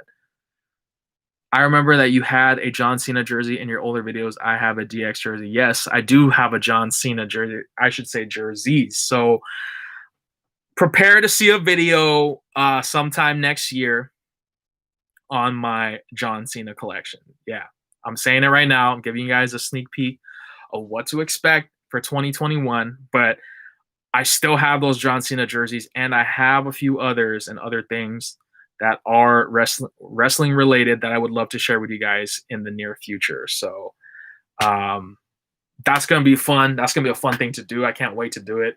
I was planning on doing it this year, but I kind of wanted people to be in the video. But, because of COVID and everything, obviously I don't want to get people involved and put people's health and safety in jeopardy. So I didn't do it this year. But hopefully COVID will be the thing of the past, 2021. Crossing my fingers. Crossing my fingers.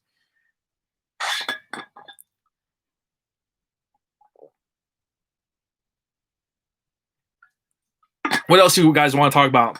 Obviously, you guys aren't ready for me to end the stream, which is totally fine. I love it. Keep the questions coming, guys. I will answer everything and anything to the best of my ability. This is a live Q&A, so feel free to ask your questions. Speak now or forever hold your peace, guys. Check my phone real quick. I haven't checked my phone in the last hour and 40 minutes.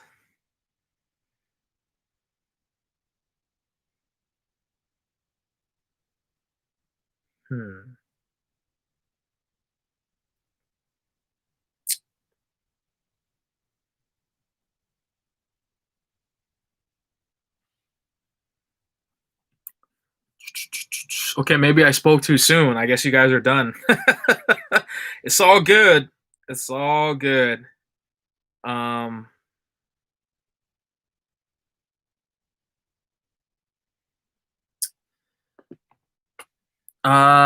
who's your favorite to win the NBA title? I wish my hometown Cavalier. I say Bucks. I mean, it's a no-brainer for me. Warriors, Dubs all day, every day. I'm a Warriors fan. Look at this, guys. See up there on my ceiling? Yeah, you got that Warriors banner. That's what I roll with. That's what I'm hoping wins a NBA title this year and all years, many years to come. Um, but yeah, I mean, obviously, like if the Warriors don't win, um, I really would love to see the Bucks win something. I think Giannis, the Greek Freak, is definitely a player that's going to go down as one of the greats as long as he continues to stay healthy and consistent. And then on the East, like Brooklyn is scary. Say what you will about Kyrie and KD. Those guys are both just physically gifted. They're just talented, and I mean they murdered us the first game. Their first opener game that we had against the Warriors. They murked us real bad. So I said it before the season started to watch out from Brooklyn because, to have Steve Nash as a head coach. I know this is his first year coaching, but look what happened with Steve Kerr. He coached us and we won, 3 championships with his coaching. So I'd say in the East, Brooklyn is a team to watch out for. And on the West, I mean, obviously the Lakers. I'm not a Lakers fan by no means, but they're a scary team, obviously with AD and LeBron. And but I would obviously want to see my Warriors win. If the Warriors don't win, though, I mean, I really like Luka Doncic. I think that he's in the right path of success. I'd like to see Damian Lillard win a championship. I don't think he's going to win one in Portland, but him being a Bay Area native like myself, being from Oakland, like I think I'd like to see him get a chip. Can Clippers get to the West Conference Finals? I don't know. That's one of those things that you got to be. I mean, they had a horrible game, the worst game ever in NBA history, a couple days ago against Dallas, and Paul George was just so nonchalant. They gotta get they gotta get a leader. They gotta get a leader to take control of that team. And I'm not just talking about the head coach. I'm talking about like a vocal leader, someone from that team, a player. I know Kawhi. He's very very dude doesn't have any personality. He doesn't say anything. I mean, yeah, he's great, but I don't think he's the missing link for that organization. I know I was like watching ESPN a few days ago, and they were talking about how they should have gotten Rondo like back when he was a free agent, and they didn't. So I don't know, man. I mean, the Clippers are one of those teams that are cursed. They're basically like the Sacramento Kings of like LA for us, because the Sacramento Kings whooped our butts too, in the preseason, and I was shocked because that they were giving us that much trouble, And it's always like that too. Like even during like regular seasons, like when we play those guys, it's like we sometimes we'll lose. We get blown out, and sometimes we'll just lose to them. And I'm like, really, dude? Like to the Kings, and then the Kings are not even like a playoff contending team. You know what I'm saying? Like That's just one of those things where it's like that's the thing with basketball. You just never know, and that's what makes it really exciting because you just don't know. You could be up 12, 20 points. That means nothing. The opposing team would catch up in just like that. If you just drop the ball. So it's exciting, but it's also frustrating if your team that you're rooting for is the team that's getting butt whooped. You know what I'm saying? So I mean, that's just the joy of sports. I see you see the new Sharks OG Heritage retro jersey coming out this year too. Are you talking about the 30th anniversary auto? Because yes, if so, I saw it firsthand when I was at the Sharks team store. I definitely would like to get one of those, but I do want to get that in a Patrick Marleau. I actually want that in a player because I already have the starter OG Sharks in a blank, so I'd like to kind of get a little versatility with that jersey. If that's the one that you're referring to. I always wanted to meet any of Power Rangers, and I get a chance next month. David Yost Billy's coming to Fresno. That's what's up. Yeah, I've actually,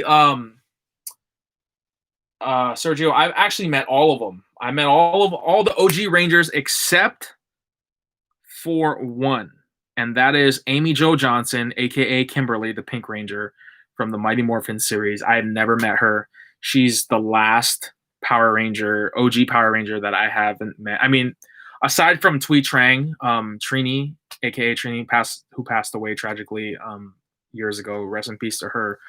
But I met Aisha Karen Ashley, who played the second Yellow Ranger in the Mighty Morphin series. I met her, and they're all great. I would say my favorite out of that whole bunch would probably be Jason David Frank, aka Tommy. Real stand up dude. Super nice, super humble. When I met him, on numerous occasions. I met him more than once actually, and I'll probably do a story time segment on my YouTube channel about my experience meeting him because I got a lot of stuff from him. I got to shake his hand. I got some video footage of me and him. I got him to sign a lot of my stuff, and just great memories with him. And yeah, I think he's just one of the most stand up dudes. He signed a lot of stuff for me. Some of the things that he signed for me were free. He didn't even charge me, which was crazy to me because a lot of the other Rangers were charging me per item, and JDF just offered to sign for free. And I'm like, what? Like, it's crazy. It's crazy. So Niners had a rough year. I had hopes for them to get back into Super Bowl. Yeah, we had that Super Bowl hangover, unfortunately. Our injuries just killed us this season. Obviously just started falling downhill, when we had our first loss to Arizona this season. And then the second game against the Jets was just like all bad. We lost Nick Bosa, Solomon Thomas, Debo Samuel. Like it just created this whole domino effect. And we all just got hammered. And it was like every week after week, we lost players, and we lost Kittle for a short time, came back, he got injured again, and it comes back at the end of the season. Not that it's going to matter because we're not going to the playoffs anymore. It sucks. I really am frustrated with that. The injuries, it just is so heartbreaking to see, especially for a young squad like my Niners. But, I think we'll bounce back. It's just a matter of time before we, fully recover. And I can guarantee you, once our team is fully recovered, we'll be a force to be reckoned with, because I think that we had one of our best seasons last season, when we made it to the Super Bowl. Unfortunately, we freaking lost to the Chiefs. But we're a young team, we live and we learn. And to make it to the Super Bowl alone, that says a lot about my squad. So I'm proud to be a Niner, forever faithful to the Bay. And I can't wait till next season. However, we do have one more game against the freaking Seattle Seahawks, and I'm hoping we could smack those birds because those are our rivals. Obviously, we got to take them down. So yeah, I'm gonna be rooting for the Niners against this last game against Seattle, even though we're not gonna make it to the playoffs. So, second Black Power Ranger is the voice of rolling out. Yeah, you're referring to Johnny Young Bosch, aka Adam, the Black Ranger. Yeah, I've met him too. I didn't really I unfortunately wasn't able to get a picture with him when I met him. It was very fast.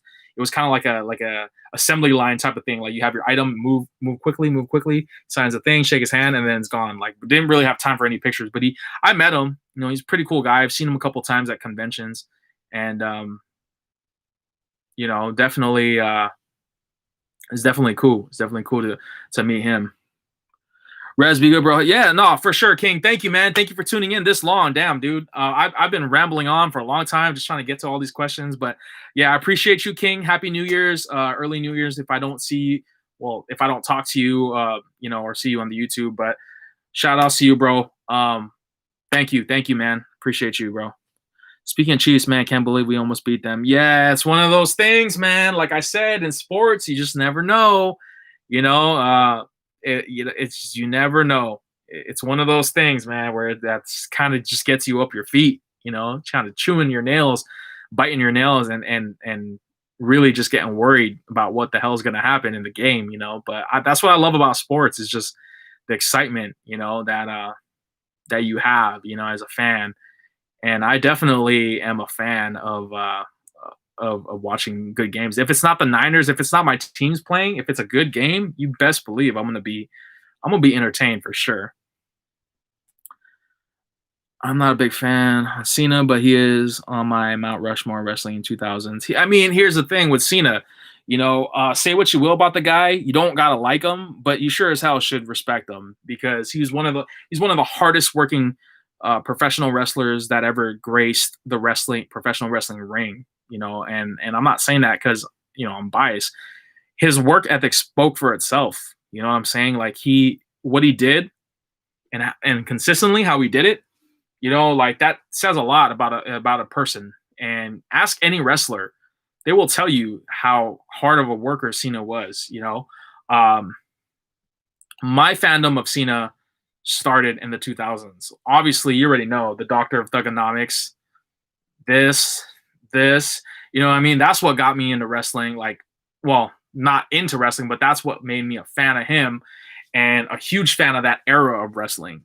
Because I've been watching wrestling as early as, you know, the Federation days, you know, back when Hogan and Randy Savage were around, you know, and then obviously moving into the Attitude Era. That's the era that I grew up in. And, you know, watching The Rock, Stone Cold, Mankind, Kane, all those guys, DX, you know what I'm saying? Like, that was the era that was like the rock star era of professional wrestling, you know? And I love it. I don't know if there ever will be a product like that again, just based on how things are these days, you know, with political correctness, you know, but yeah, I mean, that's an era that I will forever cherish. And I'm very, very fortunate to be a part of that type of wrestling era. But the game I'm looking forward more is against the Bucks because I didn't know that my Falcons is the only team not to beat Tom Brady. Oh, damn. Yeah. I didn't know that either. So yeah, you definitely have some goals right there.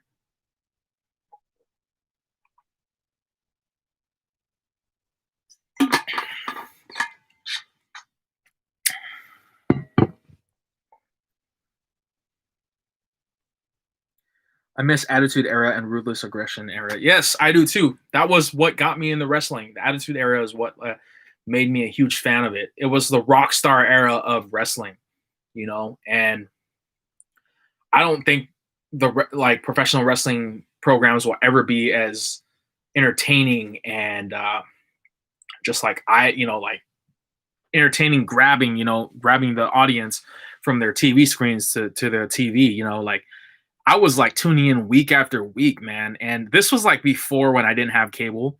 All I had was regular TV. So the only program that I could watch wrestling wise was um, WWE SmackDown, which was Thursday nights at the time. And then, you know, they had Velocity, which was, I believe, on Saturdays. And then they had Sunday Night Heat, I believe. I don't know. I don't remember if Sunday Night Heat was on cable. I can't remember. But I was always tuning in for watching WWE SmackDown. SmackDown, the blue brand, that was like my brand, right? That I always rocked with. And I remember like when John Cena was in SmackDown, he was like one of the top talents in that like whole brand. And then when he went to Raw, um, that's what was like really, really dope to me. Um, CJ, Sharks fan, but my grandpa died. Canucks logo on my profile just to support my guy. That's what's up, CJ. I do appreciate that, man, and thank you for sharing that story. With your grandfather. And that, like I said, that's what I love about sports. Everybody has a different type of fandom. Whether you're a Sharks fan, whether you're a Canucks fan, whether you're a Ducks fan, whatever it is. We all love sports at the end of the day, and I think it's safe to say we can all agree on that camaraderie of being fans of sports in general. You don't have to be a fan of the team, but you're a fan of the sport. And I think that's what I love about sports so much. Obviously I'm rocking my Sharks right now as I'm doing this live, but yeah, that's a great thing. That's a great story. Thank you for tuning in, CJ. Enjoyed your Sharks vids and jersey videos. Love from Vancouver. Go Flames. Go Canucks. See, that's another thing too about being a sports fan is the trash talk. That comes with it. It comes with the territory. But thank you, freshly squeezed lemonade, on that comment that you made about my Sharks video. It's dope to see people tuning in to my Sharks videos, my hockey jersey videos, because I didn't really do any hockey jerseys video reviews until this year. This is like my first year. Even though I've been doing jersey videos for years, this is my first year doing hockey jersey videos. So, it's really cool. It's very humbling to see that people actually like and watch my stuff on the hockey jerseys. So I love it, man. I love the fact that people, have a viewership of what I do with these garments. Too much politics and wrestling needs the passion used to have, like in the late 90s to mid 2000s. I miss old wrestling in the 80s. Yeah, you know what? Unfortunately, there's just too much going on right now with the world. I think with what the world is now, and a lot of people getting offended easily. I don't think the wrestling product can ever be up to par for what it was back then. Because again, like I said, back then, a lot of stuff that they did, they really pushed the limits with the shows that they did week after week. There were some storylines where I was just like, is that like okay to do on TV? You know what I mean? But like just overall, like the whole demeanor of like the personalities of wrestlers that you saw on the ring, I don't see any talent like that today. There's really not many wrestlers out there today that have the ferocious and aggressiveness and personality that these wrestlers that I grew up watching had back then. It's just gone. Like I don't see it. Yeah, you have these like athletically gifted wrestlers who could do some crazy things, but like the personality is another portion to that. I think as their character, and I don't really see it too much with a lot of these newer wrestlers out there. And it sucks because I love wrestling. I'm always going to be a wrestling fan, but I don't really see any talent like that today. I got Sharks hoodie at Sharks PJ t-shirt and Sharks PS4. Sharks PS4, that's interesting. You should do a video on that. That'd be dope to see. Mostly because we as fans are more interested in behind the scenes than storylines and exactly. That's another thing, Keith. Thank you for tuning in, by the way, that I do want to mention is that a lot of I think what it is too is that there's too much wrestling content being put out there. Now with like the WWE network and everything, I think there's too much going on. Like you said, the behind the scenes, like social media, I think it was kind of like a blessing and a curse at the same time for them, because I think what it did was that it oversaturated these wrestlers to where you got to see them doing a video like the Bellas, where they have their TV show, and then you have like Total Divas, and then you have like the shows where like basically they're driving on the road and they're just kind of talking to one another. Like I just think that it's too much, you know. Like I'm not saying like they shouldn't show any of that, but I just think that it's too much and it kind of strays away from the actual program itself, which is the wrestling program that we grew up to watching, which is like WWE Raw, SmackDown, and then the pay-per-views and stuff like that. So I think, yeah, I think you hit it on the nail with that one, because back then it's like we didn't have any of those. There wasn't any social media like that, when Eddie Guerrero was around, when like John Cena, the Thugonomics, and like Batista and those guys were wrestling, and Stone Cold and The Rock. There was none of that. So yeah, it just kind of had like this mystery behind it. Like, ooh, what are they gonna do next week? Like he did this week. Can't wait to happen. See what happens next week. But then now it's like you have like these social media platforms where you get to see them like cooking, or you see them shopping or something, and it just kind of takes away, I think. So yeah, it's a blessing and a curse. Yo, you play fighting games? Do I?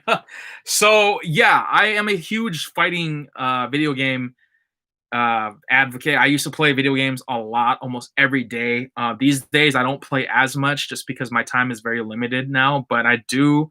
I mean, that fighting spirit never left me. It's always here. It's always going to be with me. You know what I'm saying? Since day one. But to answer the question, I do, and I grew up as a huge Street Fighter fan. Street Fighter has always been my jam. Love Tekken series. If you want to play me, you better bring the heat. You know what I'm saying? Mortal Kombat was another game that I grew up playing. Killer Instinct was another one. If you guys don't know that, it was a really old school fighting game. And then I don't know if you guys remember Clay Fighters. Yeah, I'm definitely I'm digging deep. But yeah, Clay Fighters was a game that I used to play.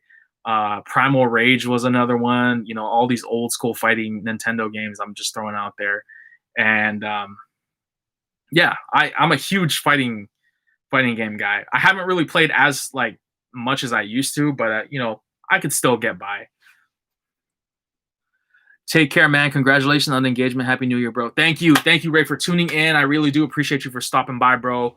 Thank you for all the comments and the props on my channel, and I'm very honored, bro. I really am. Mostly dirt sheets. Yep, exactly. Okay, I'll make a Sharks video and sub to my channel, and thank you. Most definitely, CJ. Appreciate you, bro. Go Sharks. Teal together. What were your fighting games era top 3? Street Fighter, for sure. Mortal Kombat and Tekken. Those are the 3. Those are the 3 that I grew up playing like as a kid. Wasn't watching wrestling for long, but I heard the DDT used to be a finisher. Now it's just a regular move. Yeah, I mean, a lot of things, a lot of things like that were just regular moves that ended up being like a signature move. You know what I'm saying? Marvel, yeah, Marvel. You talk about Marvel versus Capcom. Yeah, I was a huge Marvel versus Capcom fan too. But I'm talking about like old school, like when I was like just a little kid. Those were the 3 games. But yeah, I mean, if you would say like top 5, here's the thing with the Marvel games, like the fighting games. It was really hard for me to like get used to the screen because there was just so much going on with the screen where you would have 3 players and then 3 players and they do the tag team and all this crazy shit would come out like on the screen, and like it almost like gave me like epilepsy, like seizures, man, because there was just so much shit going on. The thing I like about like Street Fighter and like Mortal Kombat and Tekken, it's very simple. Like you just have one guy on this side, one guy on that side, or guy or girl, whatever you want to do. You have one player here, one player there, and they're basically duking it out. And it's just very simple. Like it's very minimal. Like it's just not too much crazy stuff going on. But I mean, I love the Marvel versus Capcom games. I was a huge fan of that. And then even like X-Men versus Street Fighter, Eternal Champions. Yep. Oh man, Clay Fighters. I played that game nonstop. Yeah, I played that too. That was my jam back in the day. I remember we used to rent those games back at this local video shop here by my place, and we would always rent the games and we would try them out. And then that's how I got to play a lot of new games and stuff like that. You tried out DBZ Fighter? Yes, I have it. I actually do have it. By the way, guys, if you want to add me my gamer tag, I do have a gamer tag. I just don't put it out there because I don't really play video games as much as I used to. I probably should, but I don't, unfortunately. But my PSN, I have a PlayStation, guys. My PlayStation name is at Rezrection, Rezrection, just like my channel name. Add me on there. You know, feel free to put in the notes section like who you are or how you discovered me, and I'll add you. I haven't played in a while. You know, one thing that I don't like now about video games is how you have to pay to play online. I hate that. Like, how much of a scam is that? Like, that's just a crock. You know what I mean? Like you're already paying for the system, you're paying for the console. Now that you're paying for, and then you got to pay for the video game, and then you got to pay an additional fee to play online. It's like, how much money do you have to put into this? You know what I'm saying? Like, God, like how much more do you have to pay? See, I'm old school. You could clearly tell that I'm old school with all this.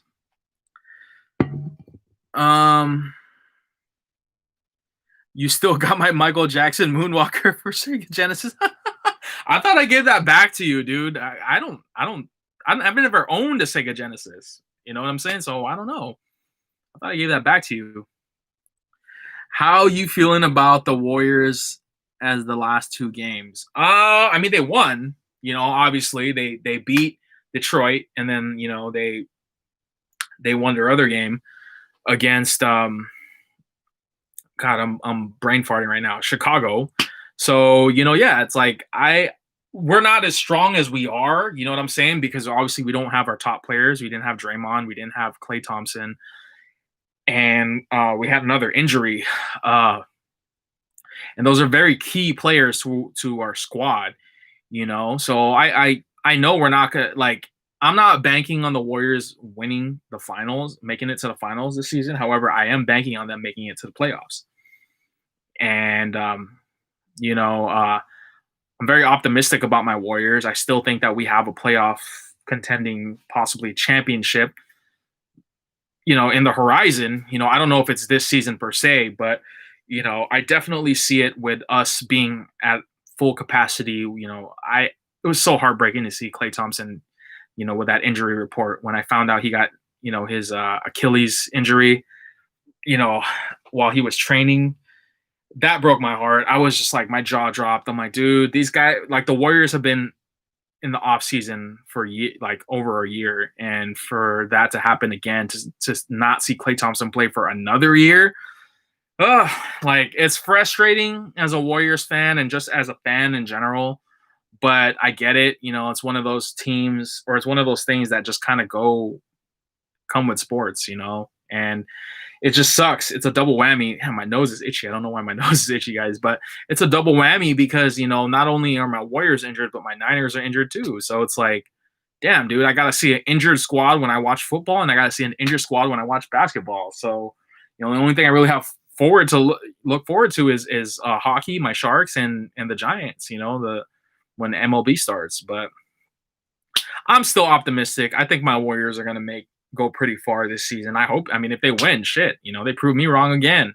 You know what I'm saying? So, I think they're good. I think that Wiseman is solid, very very solid draft pick this year, and I think he's going to do great things as long as he stays healthy.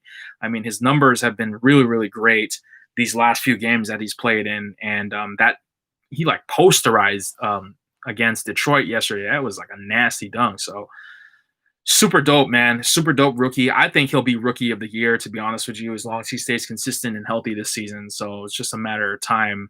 But I'm loving what I'm seeing with Wiseman for sure.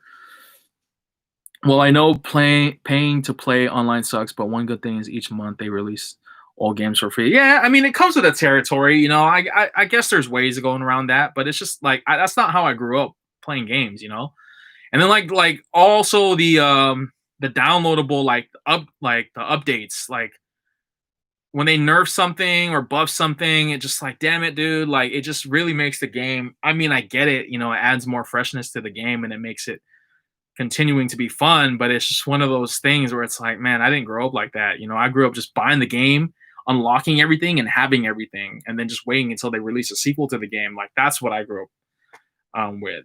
But there's pros and cons to it. I thought about some of my friends have actually told and talked to me about it. About me having should they want me to do like online streaming video games like on there, like on a Twitch or something, or even on YouTube. But I've never really gone down that route. I don't have the setup to do that. But it is something that I would love to possibly explore maybe in the near future. But I'd probably need some help from that if I were to do that. How are you feeling about? Oh, I already read that. Yo, did you catch Brent Burns on the Amazon show Vikings? He's into acting now. No, I did not. That's crazy. I gotta check that out. Where the Oakland A's love at? You know what? Here's the thing, guys. With baseball, I'm not very like. I don't hate like the A's. Like I don't despise the A's that I as much as I would like with other sports teams. So, for example, I cannot stand the Dodgers. I am not a Dodgers fan. I don't own any Dodgers jerseys in my collection. If I owned a Dodgers jersey, it would probably be like a Jackie Robinson, but that would probably be it. But I don't like the Dodgers. I'm not a fan of the Lakers, you know. But I do have a couple of Lakers jerseys in my collection. But with baseball, I don't really follow too much of the like the games that they play as much as I do with like baseball or basketball, sorry, and football. I don't know, like it's just one of those things. Like I'll check in like with the standings and stuff like that, but I don't like really watch full games with baseball. It's just not it. I don't get that same feeling that I do as opposed to when I'm watching a basketball or football game or hockey game. But when I go to a baseball game, it's a totally different story. Like I'm like cheering off my feet. I'm excited, But yeah, like I don't really do that so much with the baseball stuff. But the A's, I got a few A's pieces. I have A's gear in my collection, but I haven't shown it yet, But I grew up as a Giants fan. That's what I bleed. You know what I'm saying? But I got love for the Bay. I just wish that people weren't as crazy. Like loyal sports fans. Like I wish they weren't like as like violent as I've seen some of them because the Raiders is another one. I know they're playing in Las Vegas now, but when they were in Oakland, people know I'm a Niners fan. So if I'm wearing a Raiders joint, I can't tell you like it's dangerous. It's dangerous, and I'm not even joking. It's really dangerous, guys. Like you gotta be careful, especially when you're going to a game. I would never wear a Raiders jersey at a Niners game. Never, never, ever, ever. You know what I'm saying? So, yeah, it's just. I mean, I have A's gear. I just haven't shown it yet. In due time, I will. In due time. But yeah, I'm old school too. I like having physical copies to have for collection. Exactly. I'm the same way. Like I don't want to have a digital copy, even though it saves the space and everything. It just doesn't feel right to me. I'm just really old school. I hope the Sharks win the cup this year. I do. I hope they win too, CJ. I'm praying. I know we made it to the Stanley Cup Finals. But we lost, and it was heartbreaking. Because year after year, it's like the Sharks make it to the playoffs. We make it to the Stanley Cup Finals and we lose, so it's frustrating, but that's what being loyal is to your team. Whether you win or lose, you're a fan of the team, and that's what I'm a fan of too. So, A's a Bay Ba? I don't understand what you're referring to, Nick, or N Hernandez. I called you Nick. Sorry. God, but damn. I am going off on this video right here. We're going at 2 hours, guys, and 13 minutes, and we're still going strong. I love it. I love it, guys. I should go live more often, huh? As a Bay Area fan, how do you deal with the Raiders leaving for Vegas? Vegas being a rival city versus our Sharks. Well, with the Raiders, here's the thing. I never really considered them a Bay Area team just because they originally started in Los Angeles. I know that they have a loyal fan base for sure. because there's a lot of local Bay Area like pedestrians and friends that I have that are local. They live in the Bay and they follow the Raiders even now that they're in Las Vegas. It doesn't like for me. I mean, yeah, they played in Oakland for a long time, and for a long time they were known as the Oakland Raiders, which is a Bay Area city. But I never really considered them a Bay Area team like that. You know what I'm saying? Um, I don't hate the team, by no means. I think one of the things that really makes the Raiders an interesting organization is just kind of the fandom that the organization has surrounding it. Like I feel like you don't have to be a Raiders fan to have Raiders gear. You don't even have to be a sports fan to have Raiders gear. I feel like the Raiders are one of those teams where it's like it. You could be into like rap or music, and you could be rocking Raiders gear. I mean, NWA I think put the Raiders on the map when they would.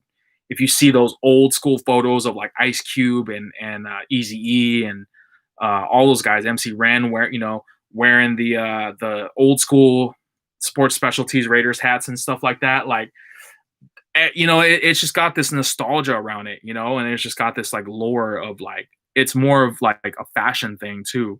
I think other than just sports, and I think that's what makes the Raiders such a polarizing team with fashion and sports enthusiasts. And I don't hate them. I never did. I wasn't a fan. Like I didn't grow up as a Raiders fan. I grew up as a Niners fan. For football, I'm a Baltimore Ravens fan. That's what's up. My favorite Raven of all time is Ray Lewis. He was one of my favorite linebackers watching growing up as a kid. And, that guy, phenomenal, phenomenal player. Not going to go into detail with his legal issues and everything, but just strictly for the game and what he did. Amazing, amazing linebacker. One of the greats for sure. Oh, my nose, guys. My nose is itchy. I don't know what the hell's going on with my nose right now.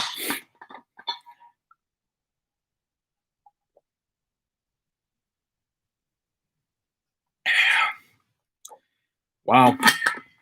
I almost finished this thing, guys. This is a 40 ounce too, and it's almost gone. This was full to the T when I started this live, and now it's like down to like right here. Mine is Ed Reed. Ed Reed was dope too. Definitely one of the greats for sure. You a Sat King fan? Can't tell me you didn't want Baby and Paige Weber to. Oh no, absolutely. I was a huge fan of that squad, especially when they went against the Lakers. Man, I despise the Lakers. So when they were, playing against the Lakers back in the 2000s, I wanted them to win. I was cheering for them too. I got love, like I said, for the Kings. Like, yeah, I got love for them. You know what I'm saying? But I grew up as a Warriors fan. Um, that whole squad though, with Peja, Bibby, Weber, those guys, like, yeah, I love them. Vladdy, and even like Jason Williams. Like, I wanted those guys to win. And a lot of those players too, they're not very far from where I stay at. Sacramento is about like a 2.5 hour drive from where I stay at, so it's not too far, you know. But I grew up as a Warriors fan. 17-time world champion Los Angeles Lakers. Yeah, I'm not a king of them. I'm not a fan of them, Anthony. You know this, but I'm a huge fan of basketball, so I can appreciate greatness, So obviously a lot of greats that played for the Lakers, I wouldn't mind getting their jerseys. I've actually had some of their jerseys back in the day. Just to name a few, big game James Worthy, I had his jersey. Magic Showtime, Irvin Magic Johnson, I had his jersey. I had a couple of Kobe jerseys at one point. And I have his Kareem Abdul-Jabbar jersey, and yeah, there's a lot of great players that played for the Lakers organization. I even had an Elgin Baylor at one point. So, I love sports. I'm a sports fan first, before anything else, when it comes to getting into my teams and everything. So what are your thoughts on King James? You think he's the best to do it? I think LeBron is definitely one of the greats for sure. Where he's at right now in his career, he has the potential to break more records than he's already broken. And I know that he gets a lot of hate from a lot of people and criticism, but what I always say is that if somebody's hating on you, you're doing something right. And I think that LeBron James will undoubtedly go down as one of the greatest. I still think that Jordan is the GOAT, but again, LeBron James is not done. I can't make that analysis until LeBron's career is done, until he retires and throws it up, because it's not fair for people to compare Jordan to LeBron, especially since the man is still playing, guys. I mean, he still has a few years to cement his legacy. Not to say that he hasn't cemented a legacy already. I think he's going to go down undoubtedly as one of the GOATs, of basketball. I mean, but he's still playing. So it's hard to make that assessment, but I do think that he is one of the best. His numbers speak for it, I mean, he ain't no MJ. I don't think he'll ever be MJ, but he's a gift. He's a freak of nature, man. This guy is. I've been a fan of LeBron James ever since he got drafted in 2003. And I followed him, from his career from then up until now. I know he's playing for a team that I don't like, but what he's doing on there. I mean, he brought them a chip. You know what I'm saying? And what does that say? That says a lot. What more can you ask for as a basketball fan? Not much. You know what I mean? So yeah, I do think he's one of the GOATs, and I think he's one of the greats to ever do it. His numbers don't lie. His style of play, he could play almost any position and do, tremendous things in that position, whether he plays forward, guard, shooting guard, center, whatever. I mean, the guy's gifted.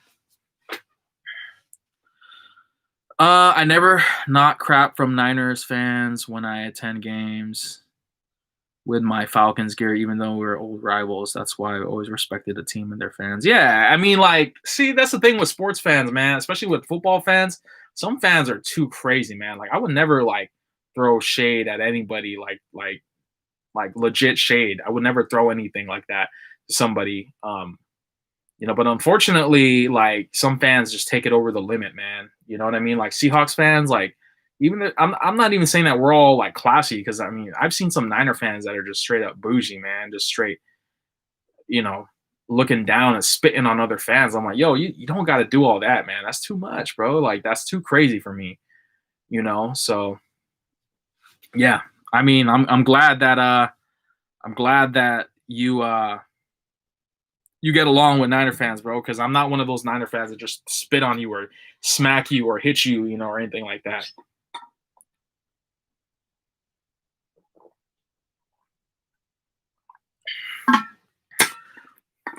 Bogey Lodi. What the heck is Bogey Lodi? Handsome? What is that? Lodi? All right, guys. Well, you know what? I have been going on for almost 2.5 hours now, and I'm very, very honored to have followers on here, viewers, consistently throughout these 2 hours and 22 minutes and 52 seconds.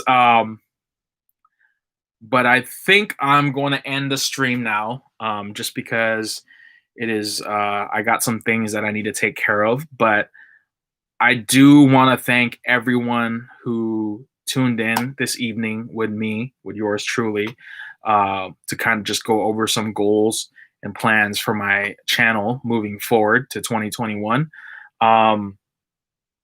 There's a comment here. Patty Marlowe about to break the most games played record, which currently belongs to Gordy Howe. Some people think Marlowe doesn't deserve it.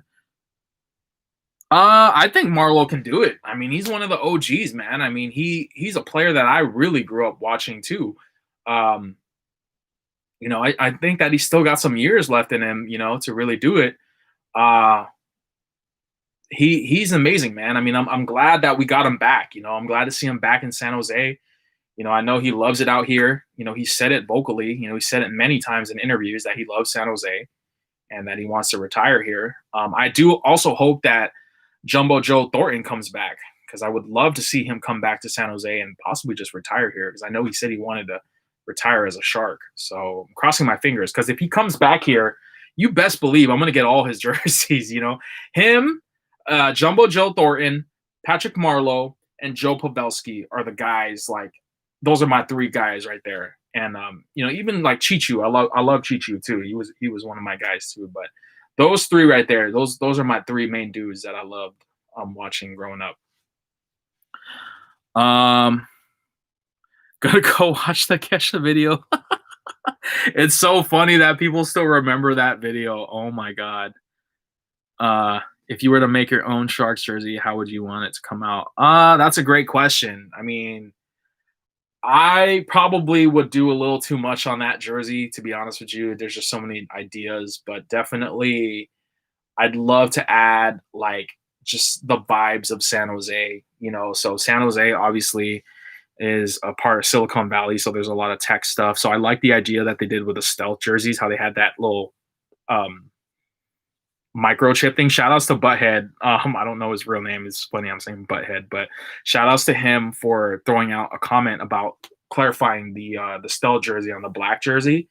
That little design that they had right there in the arms is actually a microchip, which is supposed to resemble the San Jose Sharks' Silicon Valley, because it's a tech. We live in a tech area, so a lot of like tech industries and stuff are out here. So that's kind of what they were paying homage to, which makes total sense now.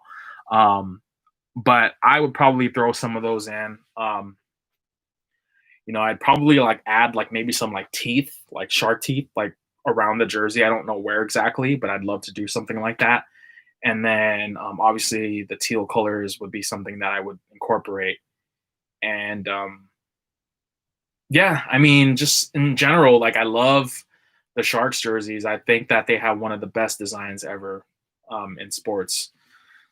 But yeah, I've been going on for quite some time, guys. I do want to thank you guys who have rocked with me since day one and who have been tuning in this video from beginning up until now. I really, really do appreciate you guys.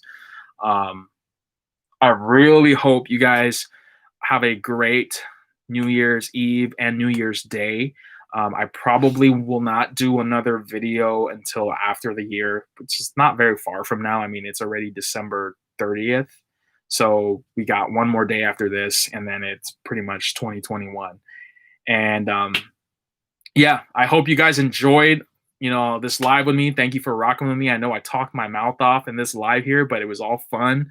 I was glad that I could talk with a lot of my subscribers on here, and just to kind of get to know you guys and answer your guys' questions. And you know, it's nice. It's really nice to know that you're tuning in and watching this, because it shows me that you guys are interested in my channel and you're looking forward to seeing what I have to bring to the next year. So hopefully you guys got all that. If not, you could definitely watch the playback and watch it from beginning up until now.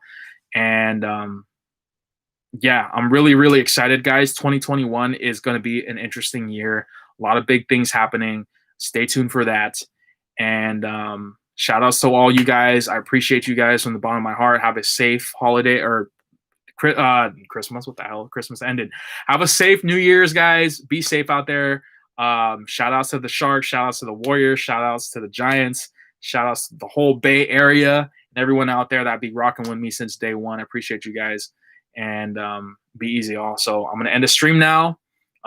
Feel free to leave comments on my videos. Please watch the videos.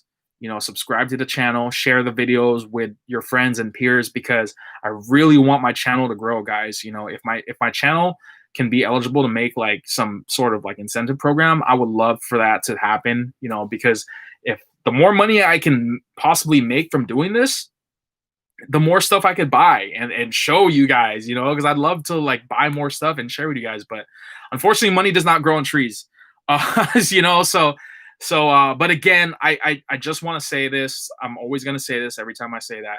It's not about the money for me. You know, I do all this. I'm doing all this for free. You know, I do it because I love it. I'm passionate about it. And I really would love to continue making content for you guys. And if I could get an incentive, you know, where I could get paid to do something I love to do, I mean, it's a win-win. So I'd love to do that. But I can't do that without your guys' support. So you could support that by, you know, subscribing to the channel, liking my videos, commenting on the videos, sharing the videos is a very big one.